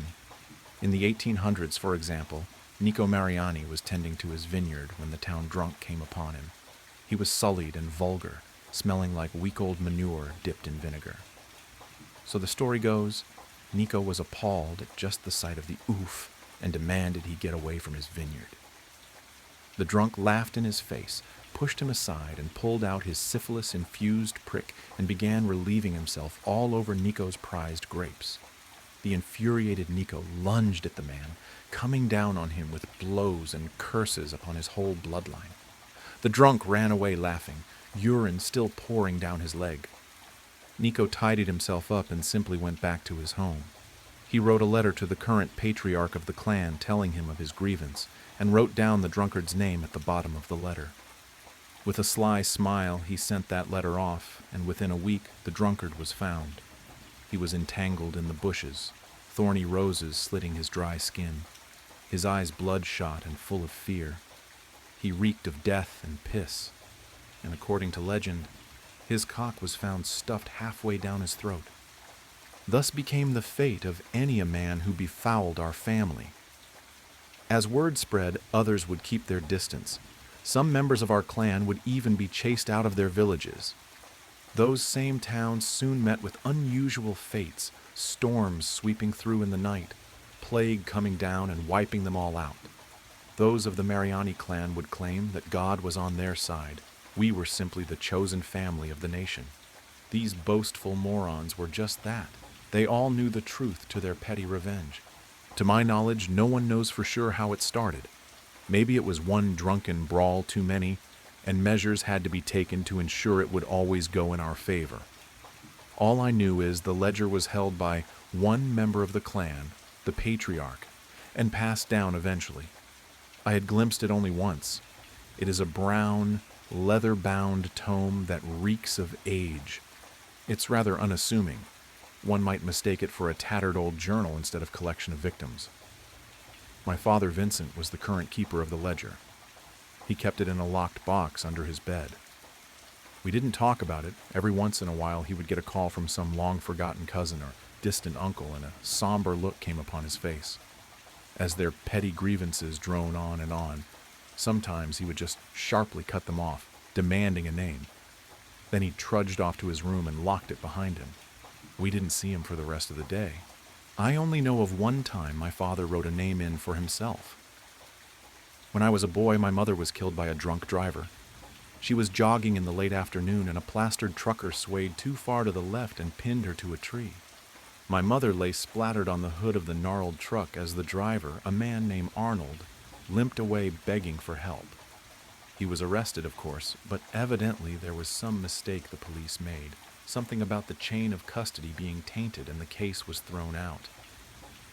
Imagine that, murdering a woman and not even batting an eye after the fact. He never once looked ashamed of his actions. He looked more annoyed than anything, like my mother had just gotten in his merry way. My father was beside himself with grief, of course. I could hear him wailing long into the night as he hid himself away. The various cousins had flocked to our house like gulls, offering sorrow in one hand and a hefty plate of pasta in the other. I didn't think they were callous, it was just their way. My Uncle Tony had clamped a gorilla hand on me and pulled me in, muttering it was going all be okay. His breath had a lingering smell of sambuca and cigar smoke. We were sitting in the living room, our clan chattering amongst themselves, leaving my father to his torment alone. They grieved for her, my mother, I know they did. Yet they treated her wake as one big family reunion. In the corner, I heard some of my Tanner cousins slurring at each other in the tongue of the motherland. In the kitchen, I heard the crazed yet harmonic voice of my Uncle Corrado in the kitchen, serenading his wide-eyed nieces and nephews. Uncle Tony could see the miserable look upon my face and gave me a loving smack in the head. "Hey, don't look so miserable, my boy. Your mother is gone, but the family? It'll always be here for you," he said through puckered lips. "Don't you worry either. That son of a bitch is gonna get his." He warned, a tiger's grin forming on his face. "You mean the—" Uncle Tony cut me off with a finger to his lips and a firm grasp on my back. "We don't talk about it here, Bad Karma.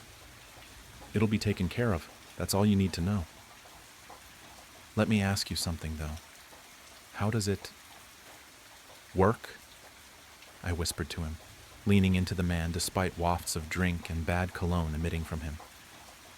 "Suppose you'd have to ask your pop about that," he said after a moment. He took a sip from his drink, a long one. "Have my theories, of course. We all do," he admitted quietly. I perked up at this. To be honest, I always just assumed someone within the family took care of things, I admitted uneasily. This got a hearty laugh out of Tony. "Christ, kid, you think we're a—" He tapped his nose. "No, come on, we're a lot of things, but we're an honest bunch. We ain't connected like that," he stated plainly.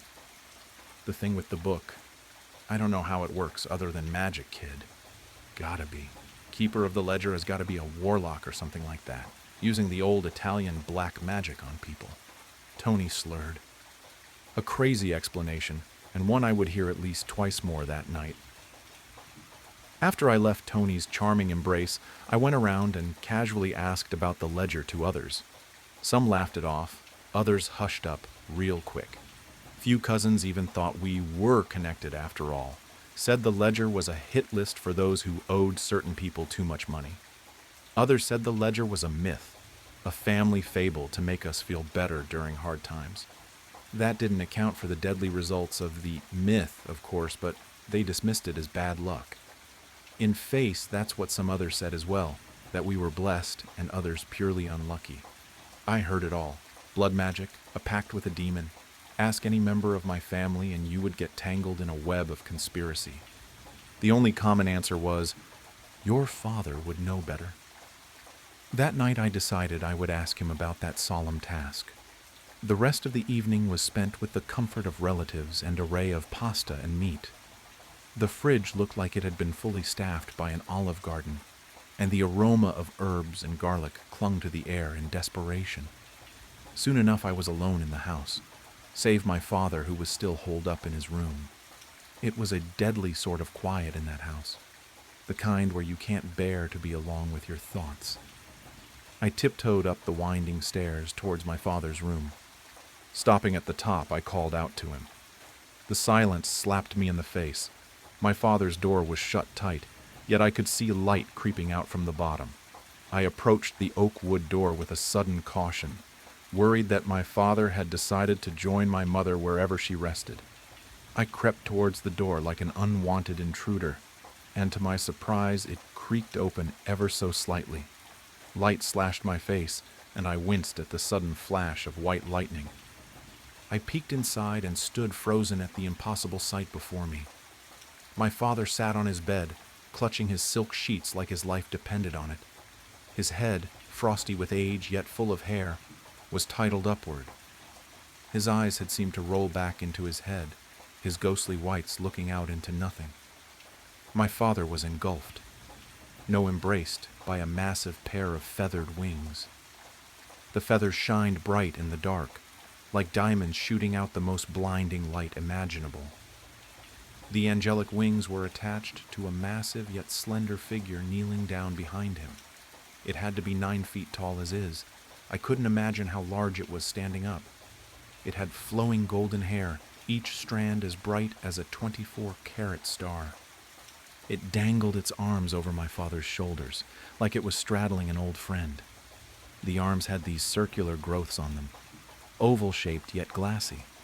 It was only when I saw the being's face did I realize what those growths were. The being had soft eyes, 8 pairs of them on the face.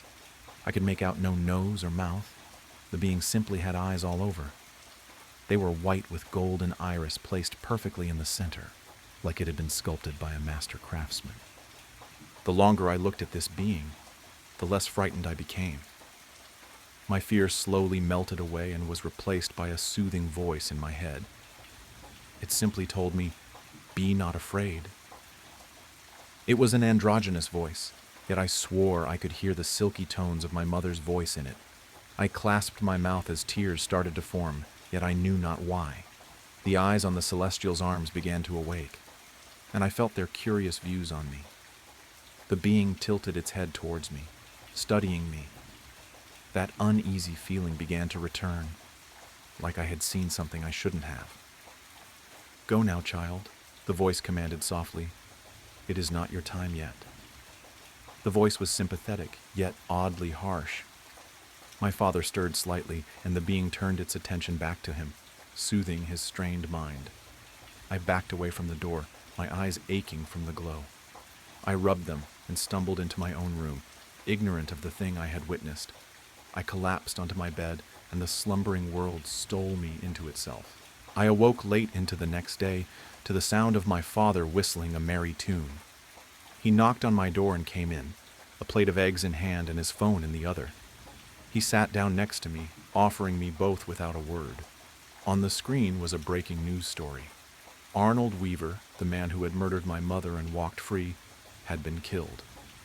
The man had been out celebrating his legal victory at a bar of all places.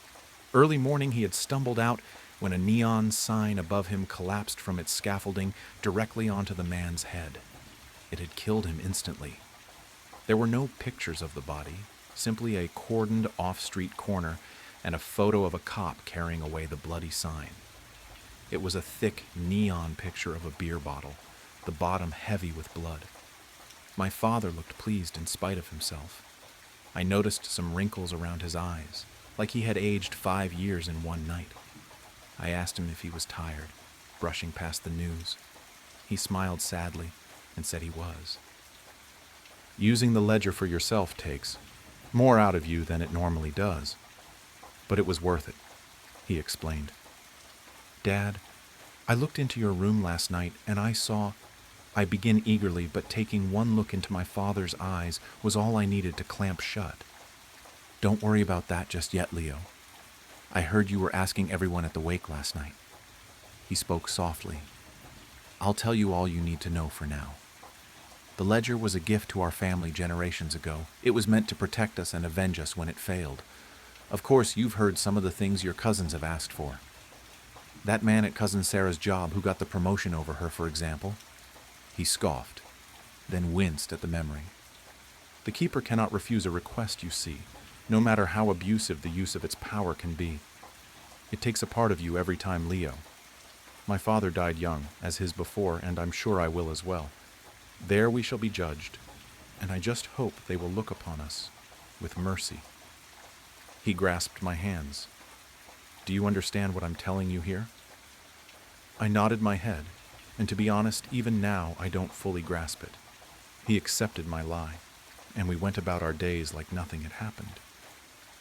This was 6 years ago now, and today is the day I buried my father. It was an aneurysm, or so I'm told. It came for him while he was sleeping. Probably didn't even feel it. "We should all be so lucky," my Uncle Tony had said as he gorged himself on wine and pasta. A man pulled me aside during the funeral and explained my father had left me a locked box and a small sum of money as part of his will. He had the box in hand, and I didn't even have to open it. I tucked it away in my coat jacket and thanked the man, who disappeared into the crowd. I felt ill after that and started to leave. An arm caught me as I was out the door. I turned to see my Aunt Rita, her chalky face hidden by a vial of sorrow. She followed me to my car, saying how sorry she was Vincent had passed and how it was the cherry on top of her week. There was new neighbor at her condo, you see.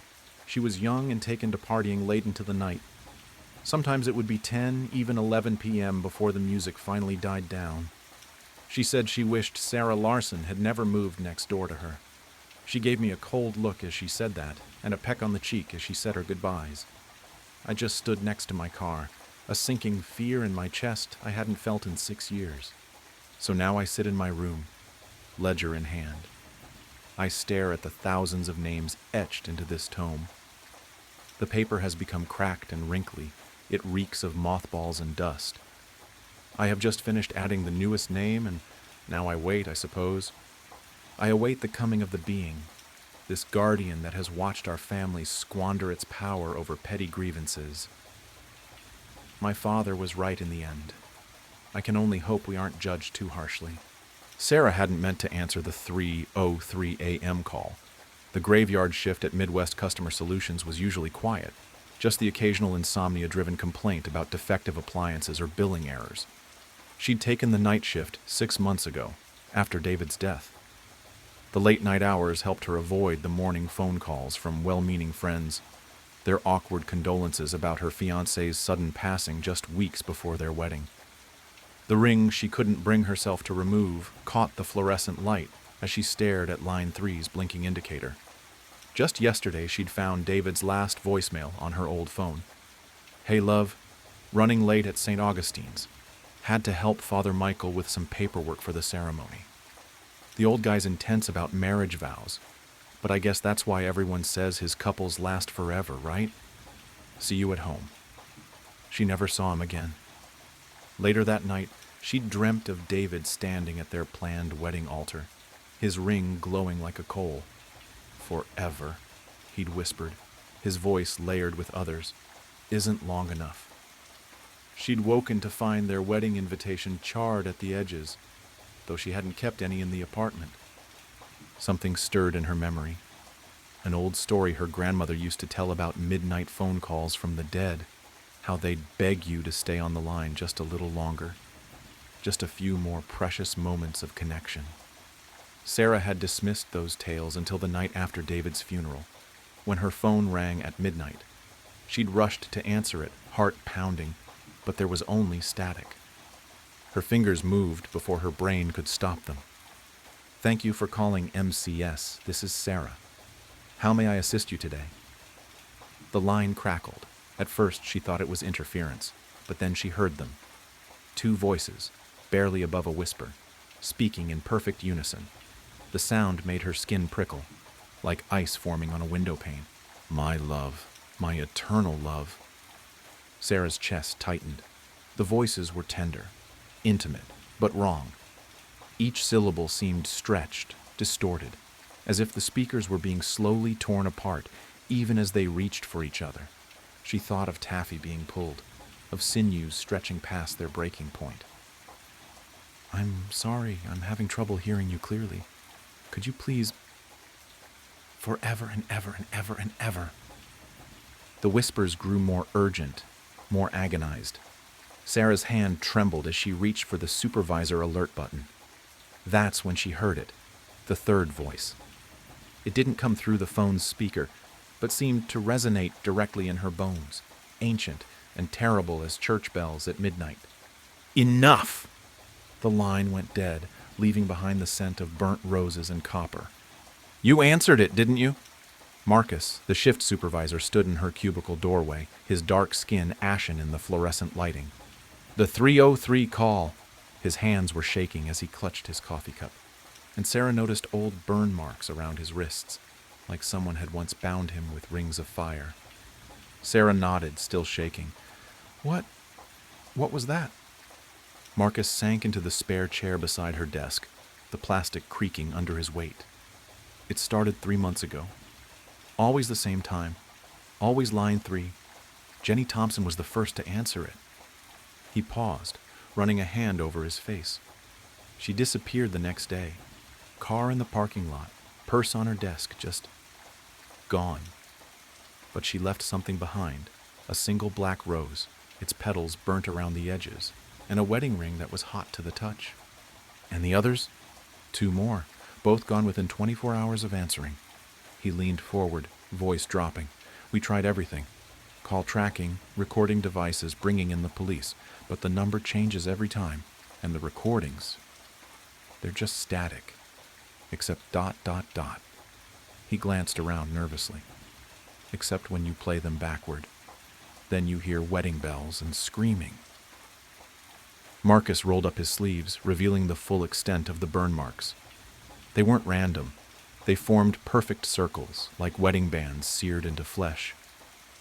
I tried to help one of the couples, he whispered.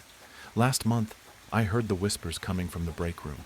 Found 2 of our day shift workers, Amy and Michael, just engaged, holding hands and walking toward the exit like sleepwalkers. I grabbed them, tried to pull them apart. His voice cracked. The rings of fire just appeared, burning into my skin. When I came to, they were gone. Their bodies turned up 3 days later in front of St. Augustine's, still holding hands, their fingers fused together. Sarah glanced at her watch. 3:47 a.m. Why hasn't anyone shut down the line? Management tried, disconnected all the phones at 3 a.m. for a week. Marcus's eyes darted to the ceiling cameras. The calls came through anyway, and now they're getting more frequent. Last night, line 3 lit up at 9 p.m. I answered it myself, but hung up before they could finish. Been feeling burning in my wrists ever since. Sarah shouldn't have come back the next night, but rent was due and good jobs were scarce. Besides, she told herself, lightning never strikes twice. But as she drove to work, she couldn't shake the feeling that something was following her. Every red light showed a glimpse of robed figures in her rearview mirror. Every passing church seemed to toll its bells in greeting. At 3:03 a.m., all the phones went dead except line 3. She stared at the blinking light, remembering Marcus's warning. But something nagged at her. Those voices weren't threatening. They sounded trapped, desperate, like lovers reaching across an impossible divide, burning for one last touch. The light kept blinking. Sarah pulled up the call center's database, her hands trembling as patterns emerged. 3 disappearances, all after 3:03 a.m. calls. But what about the calls no one answered? As she dug deeper, phones began to ring and die around her like distant wedding bells. In the flickering fluorescent light, shadows gathered in empty cubicles, couples locked in eternal embrace, their faces turned toward her with hungry anticipation. And there, in the records from 6 months ago, a single call at 3:03 a.m., the night David disappeared, answered by Father Michael himself. Her blood ran cold. Every unanswered call corresponded with a missing persons report in the city. Not call center employees, random citizens. Always couples, always found 3 days later, their bodies contorted in expressions of eternal agony, lips frozen in whispers of love. And always wearing matching wedding rings that seemed to glow from within. The light blinked faster. Sarah's fingers hovered over the phone. If she was right, not answering could doom someone else. But answering?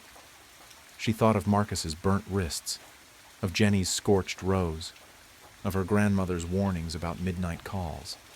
She picked up. The whispers started immediately, more desperate than before. Heat radiated from the handset, and Sarah could smell burning plastic. Please, help us. Love trapped, eternal, burning. Sarah's heart raced. Who are you? What happened to you? Love. Promised. Forever. The voices cracked with pain. He made sure. Never part. The binding father. His ceremonies of flame. Who? Who did this? The third voice boomed through the line, shaking the desk. The temperature in the room plummeted, and Sarah watched frost patterns form on her screen. Delicate swirls that looked like wedding bands. They were unfaithful. But this time, Sarah was ready. She'd routed the call through every tracking system they had, running multiple traces simultaneously. As the voice thundered, her computer pinged a location. St. Augustine's Cathedral, abandoned decades ago after a series of mysterious deaths. Once famous for its midnight wedding ceremonies, now a hollow shell of blackened stone on the edge of town. They sought to break their vows, the voice continued.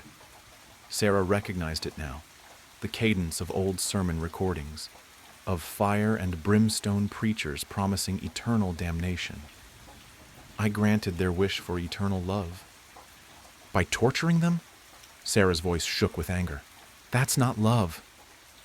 Silence fell. Then, slowly, the voice changed, became closer, more real. Sarah smelled incense and charred flesh. You dare question my authority, I who have bound more souls than any mortal priest? I who have ensured that till death do us part, becomes not even in death. Sarah's screen flickered, showing security camera footage from St. Augustine's.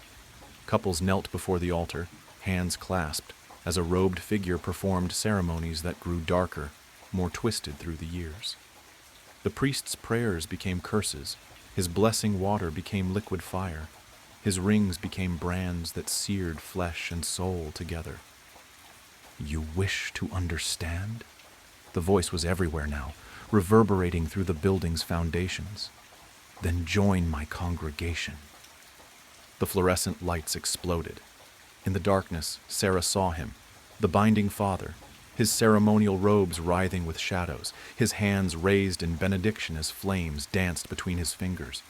Behind him, countless couples knelt in eternal embrace, their faces masks of loving agony. She ran. The night air hit her like a wall, but she didn't stop. Her car wouldn't start, the key burning her fingers when she touched it, so she ran toward St. Augustine's. She knew she should be running away, but David's last words echoed in her mind. If anything ever happens to us, he'd told her once, if you ever need to let go, I'd understand. Love shouldn't be a cage. Now those words pulled her forward like a beacon. Someone had to break this cycle, had to show that true love meant having the strength to release as well as hold on. The streets twisted strangely, every turn bringing her closer to the cathedral's looming spires. She could hear phones ringing in every house she passed, could see couples stirring in their sleep, drawn by the call of eternal love. In a second-floor window, she glimpsed Amy and Michael from the day shift, their hands already reaching for each other, their new engagement rings beginning to glow. "Wait!" she tried to shout, but her voice was drowned by the tolling of phantom wedding bells. The cathedral doors swung open at her touch.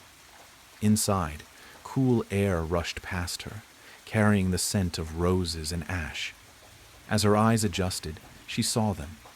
Not just couples, but rings of salt and holy water on the floor, remnants of someone's failed attempt to break the curse. Hope fluttered in her chest as she spotted an ancient book lying open near the altar, its pages filled with counter-rituals and ceremonies of unbinding. But before she could reach it, the candles ignited with black flame. The air turned thick and hot, revealing horrors in waves. Couples frozen mid-embrace, their bodies fused like melted wax. Faces emerging from stone walls in eternal screams of ecstasy, shadows writhing overhead in the shape of clasped hands. Near the front pew, Amy and Michael reached for her with burning fingers, their wedding rings pulsing with unholy light.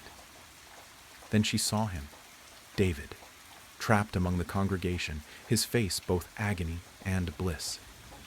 "Sarah," he whispered, "I finally understand.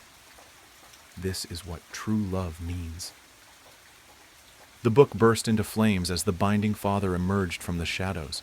His robes rippled with captured souls, but when he turned, Sarah saw not a monster, but a man's face, aged and lined with ancient grief. "I was like you once," he said softly, "young, believing love could survive anything. Then I watched my wife leave me for another, saw their happiness built on the ruins of our vows." His voice cracked, suddenly human. "I prayed for guidance, for understanding.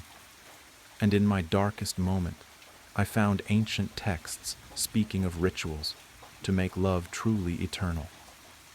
The binding father's form flickered, and for a moment Sarah saw him as he must have been, a parish priest with kind eyes, who had wanted only to help couples keep their promises. "The first time was an accident," he whispered. "They came to me in tears, saying they couldn't stay together. I had the rings blessed with the old rites, thinking it would strengthen their bond." His face twisted. When they tried to remove the rings later, the fire began. Their screams, but their love, oh, their love became perfect, eternal, pure. He reached toward Sarah with trembling hands. Sometimes in the silence between calls I hear them crying, but isn't that better than the pain of broken vows, of watching love die slowly, poisoned by time and temptation? His eyes searched her face, almost pleading. You understand, don't you? You, who still wear his ring? Welcome to my church, he said, spreading arms wrapped in shadow, where love truly lasts forever. Sarah saw Jenny Thompson among the congregation, locked in an embrace that was both ecstasy and torture. Saw Marcus, too, his burnt wrists finally explained. He'd tried to pull a couple apart, to break their eternal bond. You can't keep doing this, Sarah said, backing away. Love isn't meant to be a prison. The binding father laughed, and the sound was burning metal on bone. But isn't that exactly what they pray for? Forever and ever, till death do us part? I simply ensure they keep their vows. He raised his hands, and the flames rose higher.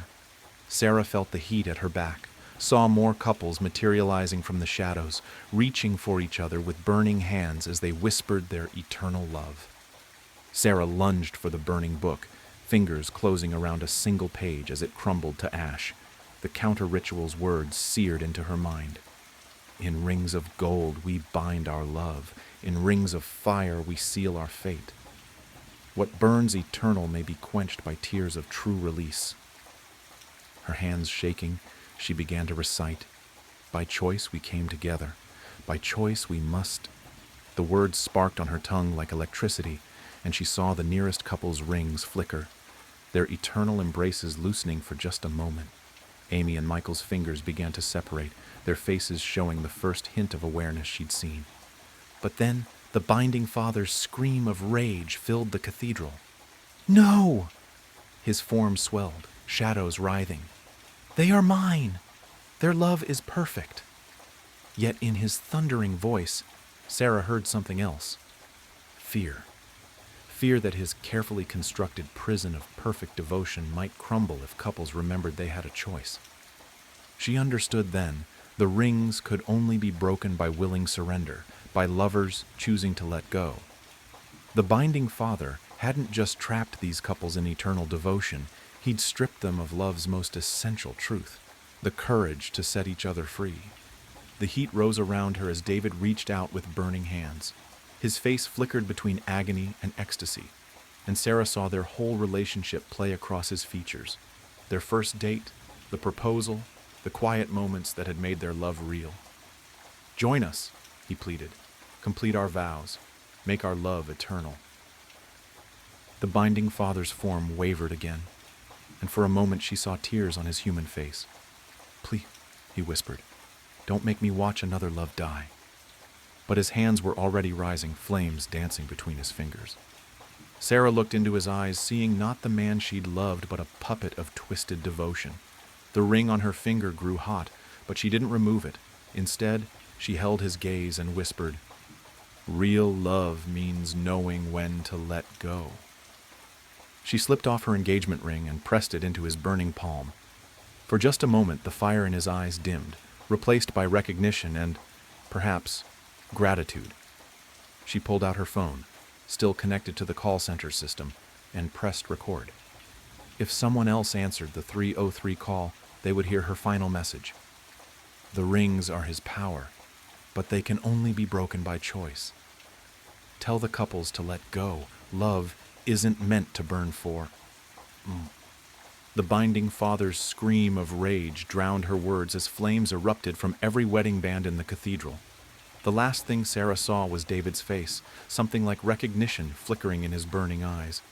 The police found her car in the parking lot the next morning, engine still warm.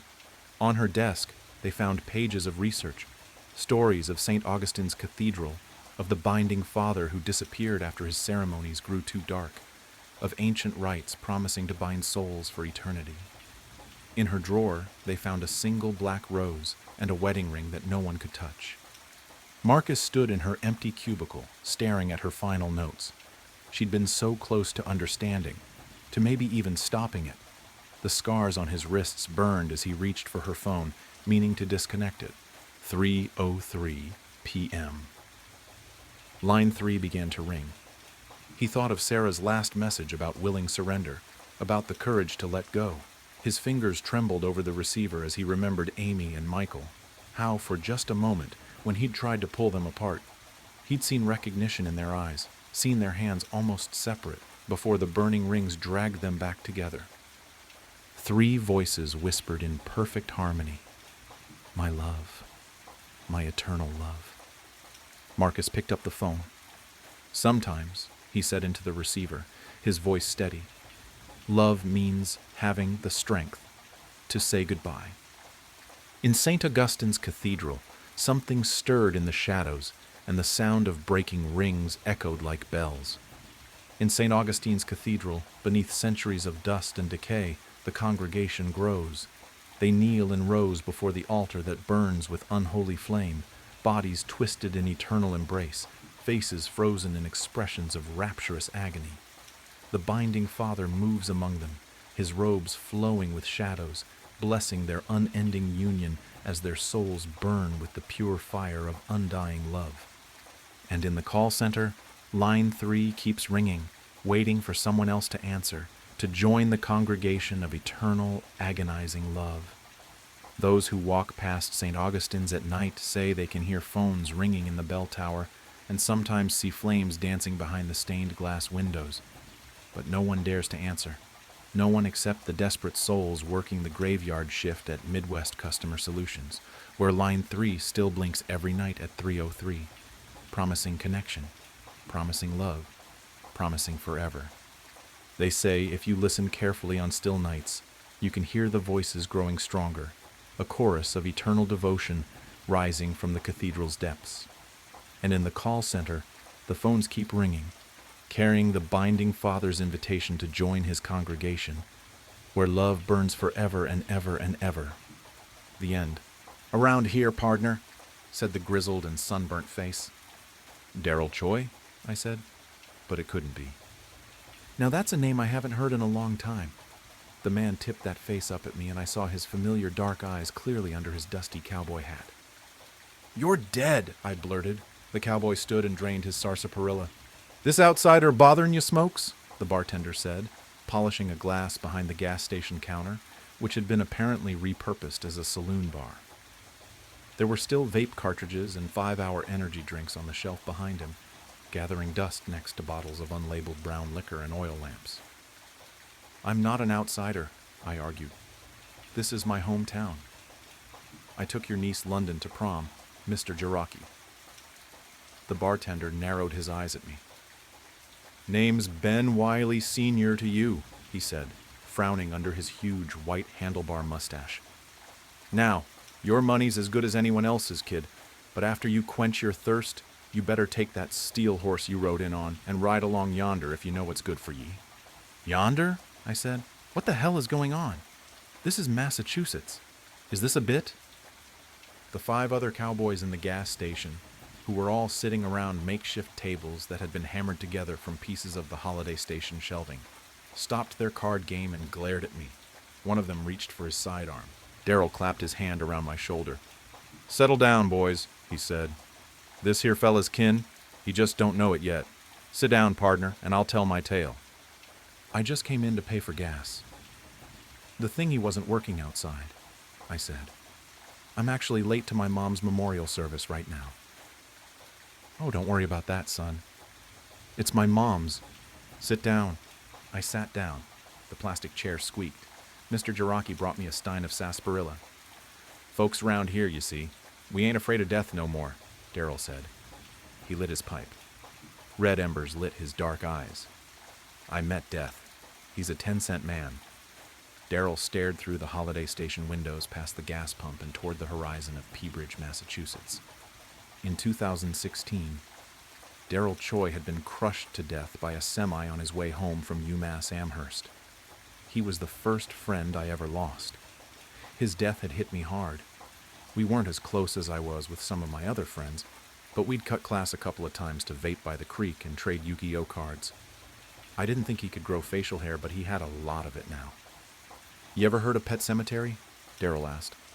Yeah, I saw the movie, I said, and the remake. Well, turns out we got one of those. I stared incredulously. If I hadn't been at Daryl Choi's funeral, I wouldn't have believed him. Okay, I said. Basically, it works just like an old Steve King's account. You die, they put you in there, you come back wrong. First time they tried it with a person, it was Christina Elspeth, the old schoolmarm.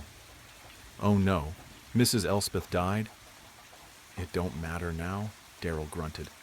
Listen, they put the schoolmarm in the cemetery, and the next day she was crawling back all full of murderous rage and such, same as the dogs and cats and fish, but worse, spouting all kinds of vileness. So her husband shot her in the head. Mr. Elspeth? Not before she cut him real good across the belly, though. The old fella bled out right quick in his flower garden. So they buried both of them in the cemetery what's-it-again, on account of the headstone already being paid for. Mr. Elspeth was my youth pastor. He always snuck us leftover communion bread, and we'd eat it with marshmallow fluff. I didn't even know he had a gun. So another day passed, and, well, the two of them sprung back out of that dirt mound. Mr. Elspeth had come back wrong, just like his missus before him, all evil and such. But Mrs. Elspeth came back even wronger. Turns out there's a step down below evil. I'm talking downright, well, sort of like those red fellers we used to play at killin' as youngsters in that moving picture game. I don't know what the hell you're talking about, Daryl, I said. Can you drop the cowboy accent? Daryl glared at me. Folks call me Smokes these days, he said. Smokes Barlow. Wilbur Lee Barlow if you're a lawman. I'm not going to call you Wilbur Lee Barlow, I said. Nah, you'll call me Smokes like everyone else, he replied smoothly. Resident Evil, I said. Huh? The red zombies from Resident Evil. Is that what you were talking about earlier? Smokes shrugged. Anyhow, the two of them went on a killin' spree round here, and I guess word got out about the cursed boneyard. Everyone and their mother, I mean the ones who survived, hoped maybe their kin would be the exception to the rule. So more and more bodies went in the mound, and each of them came out as evil as the last, except for Mrs. Elspeth, who came back worse for wear. They put her back? Again? Well, see, the headstone had been paid for, so Mrs. Elspeth comes back and she's still spitting hell's worst curses and hankering for a stabbing. But now she's also sort of a mad scientist sort. So she breaks into the hospital and starts grafting people's limbs together. Hang on. What the hell do you mean she's a mad scientist sort? I said. She was a music teacher? Well, see, that's what I'm trying to tell you. She's running around, hair all crazy, in a stolen lab coat, ranting and raving about man playing God and splicing DNA and such, creating humanity's next evolution and such. So eventually, the hospital staff knock her out and toss her back in the hole. Next time she came back, she was a 19th century venture capitalist named Montgomery Prescott III, who aimed to turn Peabridge into a factory town. Sorry, when did this all happen? Of course, by this time her husband was on his third resurrection too, so Prescott was a force to be reckoned with the power of science behind him. The two of them did a bang-up job whipping this place into shape, corralling all the zombies and throwing them in the hole, for science, and to see if they could monetize it. Prescott Mining and Scientific Enterprise unburied all the dead from the regular old graveyard and tossed them in the hole, myself included. Then when they came back, they put all those evil folks to work in the mines or in the lab. Now those mines were dangerous, of course, with all the coal dust and gas leaks. Prescott didn't give a damn about safety. A lot of folks died, but they'd just bring them back. A couple weeks in, though, and there were about 20 Montgomery Prescott III's and about 100 mad scientists running around, and it turns out Monty Prescott works for no man. Each of them enlisted a squad of mad scientists and started their own enterprise. Wasn't too long before they started assassinating the competition. At this point, we'd all just gotten used to throwing people in the hole. Turns out after Prescott, you come back as kind of a Dracula. Now I won't go into all that business. You know Salem's Lot? No? Is that a gang? What about that there Catholic picture show up there on the Netflix? The The one on the island, put together by that Irish feller. Michael something. O'Flanagan. Mike Flanagan? Midnight Mass? Smokes smiled. There you go. It was all pretty much like that. I looked around at the gas station.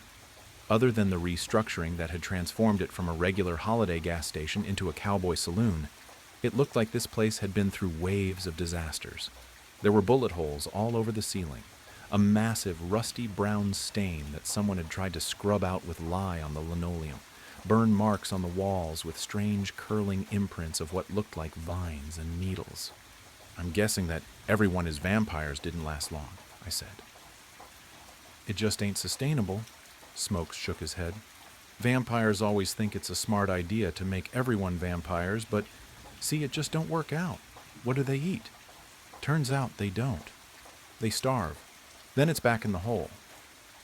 So things carried on like that for a while. At a certain point, we were just chucking people in there to see if there was an end point. You know, how far this thing goes. Turns out it goes evil, mindless zombie, mad scientist, Montgomery Prescott III, master vampire, ghoul, skeleton warrior, skeleton jazz musician, man-eating plant, plant-eating man, or a vegan, I guess you'd call him, and a real son of a bitch.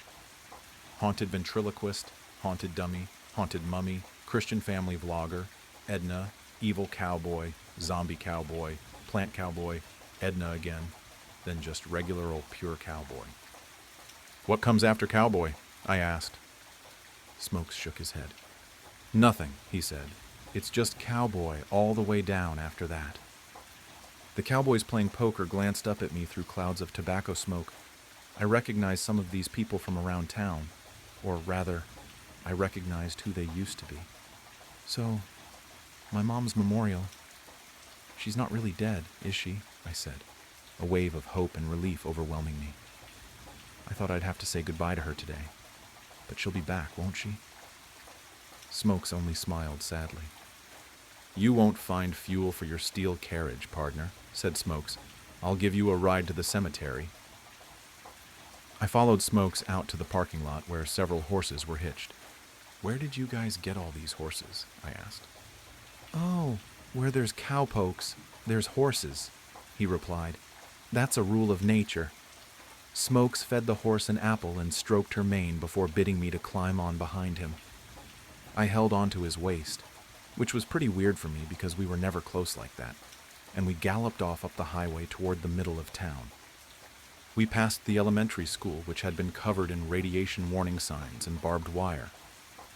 Then we passed the old Coney Island restaurant, which had been converted to a one-room schoolhouse. Main Street's restaurants, law firms, and tattoo parlor had been replaced by a dry goods store, an ox stable, a wagoner, an apothecary. The barber was the same, but it looked like he also pulled teeth now. The park that I played in as a kid had been bulldozed to hell, and in its place was a brown dirt yard with scattered mounds and holes all clustered near the center. A new sign hung over the entrance on a wooden board, Lazarus Mound Cemetery.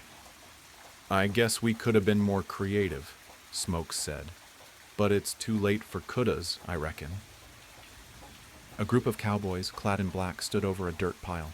They held their hats to their chest as the eulogy was read. Smokes followed me to my mother's fresh grave. I dropped my bouquet of flowers on top of it.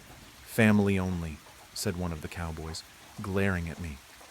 Uncle Matt, it's me, I said. He twirled his goatee and grimaced, revealing a new gold tooth. It's Billy Cobra Nash these days, he said. Didn't recognize you, son. I suppose you want to say a few words? He gestured to the mound. Well, I would, I said, but I'm pretty sure she'll pop out halfway through. That's no way to talk about your poor dead mother, said Great-Grandma Tess, who I hadn't seen since 2004 when she died from stroke. Except she wasn't Great-Grandma Tess. She was a short old man with a long rabbity mustache and 2 guns on either side. Let the kid grieve, Slim, said Cobra. The sun set on us. The resurrected cowboy versions of my family members became hungry and bored and set up a small campfire where they heated up coffee and beans and spun some yarns. I asked questions about the cowboy economy and how it could sustain itself in this Massachusetts town that didn't have that many cows. and they responded by cussing me out and telling me to get lost. City boy. I said I couldn't be a city boy because I was from here, and they took away my beans. Finally, after about an hour, there was rustling from the mound. "Here she comes," said Cobra. The dirt shuffled and ran down the side of the mound, a miniature landslide. Finally, a gloved hand emerged. Then an arm, a dirty, dusty head crowned in a cowboy hat, burst from the pile, coughing. "Well, butter my biscuits, if it ain't the cheat, just in time for dinner," said Slim, hands on his hips. My mom, who was now a dirt-covered cowboy named the Cheat, clicked his boots together to dislodge some stones from his spurs. "Howdy. Miss me, fellas," the Cheat rasped, spitting pebbles into the fire. "Mom?" I said. The Cheat looked me over. "They call me Vernon the Cheat Maddox now," my mom said. "Why Maddox?" I asked. "Mom, what was wrong with Nguyen?" "Ain't a cowboy name," said Mom. "A cowboy can't be Vietnamese?" "Listen, kid," said the Cheat, clapping me on the arm. "I've had a long day, and to be frank, I can't abide a city slicker like you before I get my brew. Gotta fill up on beans and coffee, or I'll be skinner than a jazz skeleton in 2 shakes of a lamb's tail." I watched my mom walk away toward the fire, greeting the other cowboys like old friends.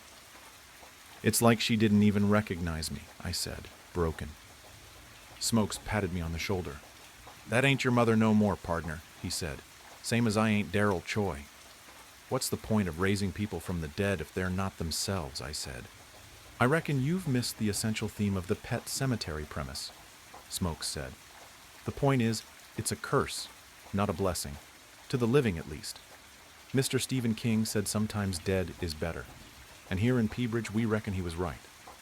I heard a metal click. I turned around to see Smokes' shotgun pointed square at my forehead.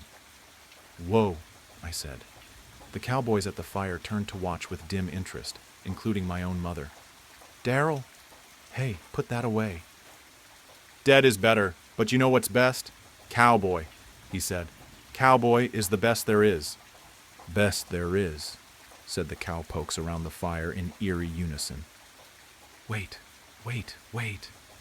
There was a bang. My vision filled with red, and then there was nothing. I saw and felt and heard nothing as Smokes watched my limp body fall backwards into the hole. He kicked dirt over me casually. He holstered his weapon. He sat down around the fire next to the others. "How many bullets you got, Smokes?" asked the Cheat through a mouthful of beans. "Not enough to get him all the way through," Smokes replied, lighting his pipe. "But enough to get him past Dracula, for sure." "That's the one you gotta watch out for," the Cheat said. "I'll stand vigil with you, partner." "You go home, Maddox. Wash that dust off. Tend to your herd. Be on the lookout for Edna, word is. She's still at large in places," Smokes said. "She'll come around," said Slim. "They always do." The campfire's embers rose up to the cloudy, dark sky. Smokes leaned back and tipped his hat low over his eyes. "This town's got room for plenty more cowboys," he said. Around the fire, a dozen pairs of black, gleaming eyes turned toward the Lazarus mound, waiting. The chill began not with a scream, but with a laugh, a goofy, carefree sound from the depths of my own head. I sat up in bed with a jolt, wrapped in my blankets, the digital clock blinding me with 3:17 a.m. My skin was slick with sweat. Just a nightmare, I reassured myself, coaxing my racing heart to calm. But the laugh remained, an echo of something wrong. Morning came, tinting the sky with shades of bruised purple and tentative gold. I dragged myself from bed, the lingering fear holding on to me like cobwebs. Coffee, black and powerful, was my sole protection from the insidious fear. My phone vibrated. A message from Mom. "Don't forget Mark's birthday dinner this evening. He's really excited to see you." Mark? The name scratched at the back of my mind. An itch I couldn't quite scratch. "Who's Mark?" I texted back, a flicker of confusion igniting in my chest. The reply was instant. "Don't be silly. Mark, you know, you're practically brother. You've known him since you were a kid. Don't tell me you forgot." She even threw in a laughing emoji, as if this was some grand joke. But it wasn't a joke. I didn't know Mark. Not even a shard of recognition glimmered in my mind. "Mom, I'm serious," I typed back, my fingers shaking a little. "I don't know who Mark is. I've never met anyone by that name." She didn't answer. Panic scratched at my throat. I sprinted to the bookshelf, yanking out photo albums, their covers cracked and worn. Birthday parties, Christmas mornings, school graduations, the milestones of my life in grainy photographs. And there he was, Mark, a steady figure, a smiling face in the periphery of every milestone. He was tossing a football with me at my 10th birthday, shoulder to shoulder with my sister at my high school graduation, even raising a glass at my 21st birthday party. He was everywhere, but I didn't remember him at all. Desperate, I moved. I took my keys, a sense of panic driving me in circles in my mind. My sister, she'll remember, my best friend. They'll recognize that this is not right. My sister Sarah opened the door, smiling brightly. "Hey, Mark's birthday now?" The words struck me as if I had been physically hit. I felt my head reel. "Sarah, who is Mark?" I begged, my voice hoarse with fear. "I've never met him. This doesn't make any sense at all." She looked at me, her smile wavering. "What are you talking about? Mark. He's been here forever. Don't you recall all the summers we spent at his family's lake house? The time he rescued you from the pool when you were going to drown?" I shook my head, my eyes welling up with tears. "No, none of that ever happened. I don't remember any of it."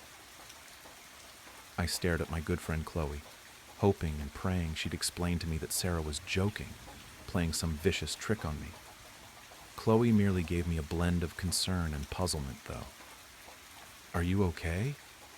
You've seemed really out of it today. Of course you know Mark.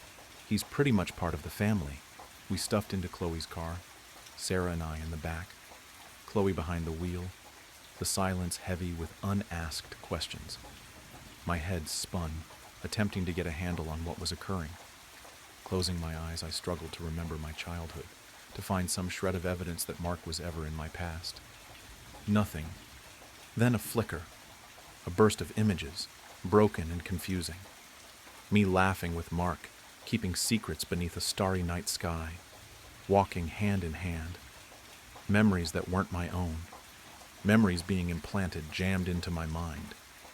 It was as if I was seeing a warped movie reel, pieces of another life I'd never lived imposed on the life I knew.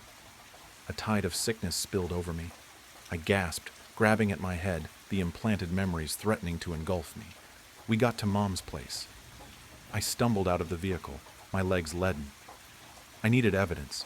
I needed to discover something, anything that would validate that I wasn't losing my mind. I rushed to my former bedroom, dodging Mom's cries, and furiously started up my computer. Emails, texts, Facebook. I needed to dig into every digital aspect of my existence for proof that I was not insane. And there it was. Years-old emails from Mark, Facebook messages with those inside jokes, photographs with his name. I had responded to his messages, sent multiple emails, engaged with him online as if he were a permanent figure in my life. But I couldn't recall any of them. My mother shouted out, "Dinner's ready!" Her voice sounded abnormally cheerful, almost forced. I came out of my room, my heart racing against my ribcage, a chill of fear in my belly. And that's when I saw him. He was in the living room, standing beside my mother, his arms slung carelessly around her shoulder. Mark. He wasn't what I imagined, not ugly, not terrifying, just normal. Average height, brown hair, forgettable features. He resembled the kind of person you'd pass on the sidewalk and never give a second glance. And yet, his presence dominated the room with an overbearing weight, a crushing feeling of wrongness. His gaze met mine, and a slow, creepy smile crossed his face. It wasn't a welcoming smile. It was a smile that knew something I didn't know. A smile that threatened something awful was going to occur. It was the smile of a predator. A shock, a shivering breath. I awoke. 3:17 a.m. again. Sweating, I sat upright in bed, my heart pounding against my ribcage. This time the giggle wasn't a distant whisper. It was nearer, more tangible. My phone beeped. Mom again. Don't forget Mark's birthday dinner tonight. He's really looking forward to seeing you. The message was the same, word for word. I hurled the phone across the room, a strangled cry escaping my mouth. It was happening again. This was not a dream. This was real. I got out of bed, clamoring for something that would ground me in the real world. I glanced at my room, hoping for something, anything, that would attest to the fact that I wasn't going crazy. My eyes landed on a framed photo on my dresser. It was one of my dad and me, taken when I was a child. I hadn't seen it in years. Except, it wasn't just my dad and me anymore. By my dad's side, his arm slung over my shoulder, was Mark. The same bland face, the same creepy smile. He had taken my father's place in my own mind. I could feel a scream rising in my throat, a raw howl of rage and terror. My memories were being stolen from me, rewritten, replaced with this thing. I sprinted to the mirror, gazing into my reflection, searching for any indication that I was indeed myself. A few seconds passed before the edges of my reflection's mouth twisted into that same unnerving smile. It leaned in and said softly, "You're ready, kiddo." The voice was mine, yet it wasn't me. I slammed the door closed and I ran, pushing open my bedroom door. Mark was there, leaning against the door frame, arms crossed, that awful grin on his face. "Why are you doing this?" I gritted out, my voice shaking. "What do you want?" He merely laughed, that low, queasy sound. "I'm not doing anything," he told me, speaking in a low, strangely calm voice. "You're always doing this." He grasped my arm, his hold much stronger than I expected, and steered me toward my Aunt Mina's. It had been years since I'd last seen her. Why would he want to see her? "I want to go inside with you," he murmured into my ear. I barely heard him. We arrived at Mina's house. There was a frantic hope that leapt within me. Perhaps she knew. Perhaps she remembered the world as it ought to be. The world before Mark. I ran up to the door, knocking frantically until Mina opened it, her eyes opening wide with shock. "What are you doing here?" she asked, fear creeping into her voice. "You shouldn't have come." "Mina, please," I pleaded, grasping her hands. "You have to assist me. I don't know what is occurring. My memories, they're being altered. There is this man, Mark. He is taking the place of everyone I know. Mina stepped back, her face twisted in terror. "They're going to make you right," she breathed, her eyes flicking towards Mark, who stood behind me, his eyes following me with the same knowing grin. "They want to make you right before they wipe you out." "Wipe me out?" I breathed, my blood congealing in my veins. "What do you mean?" "Wipe me out of what?" Mina paused, her eyes shining with a desperate, entreating expression. "You're not the first," she whispered. "There was one before you, and they'll do it again. They'll replace you the way they replaced her." "Another me? Replaced?" My head spun, attempting to follow through the urgency of her words. I was a replacement? For another person? I parted my lips to speak to her further, to require answers.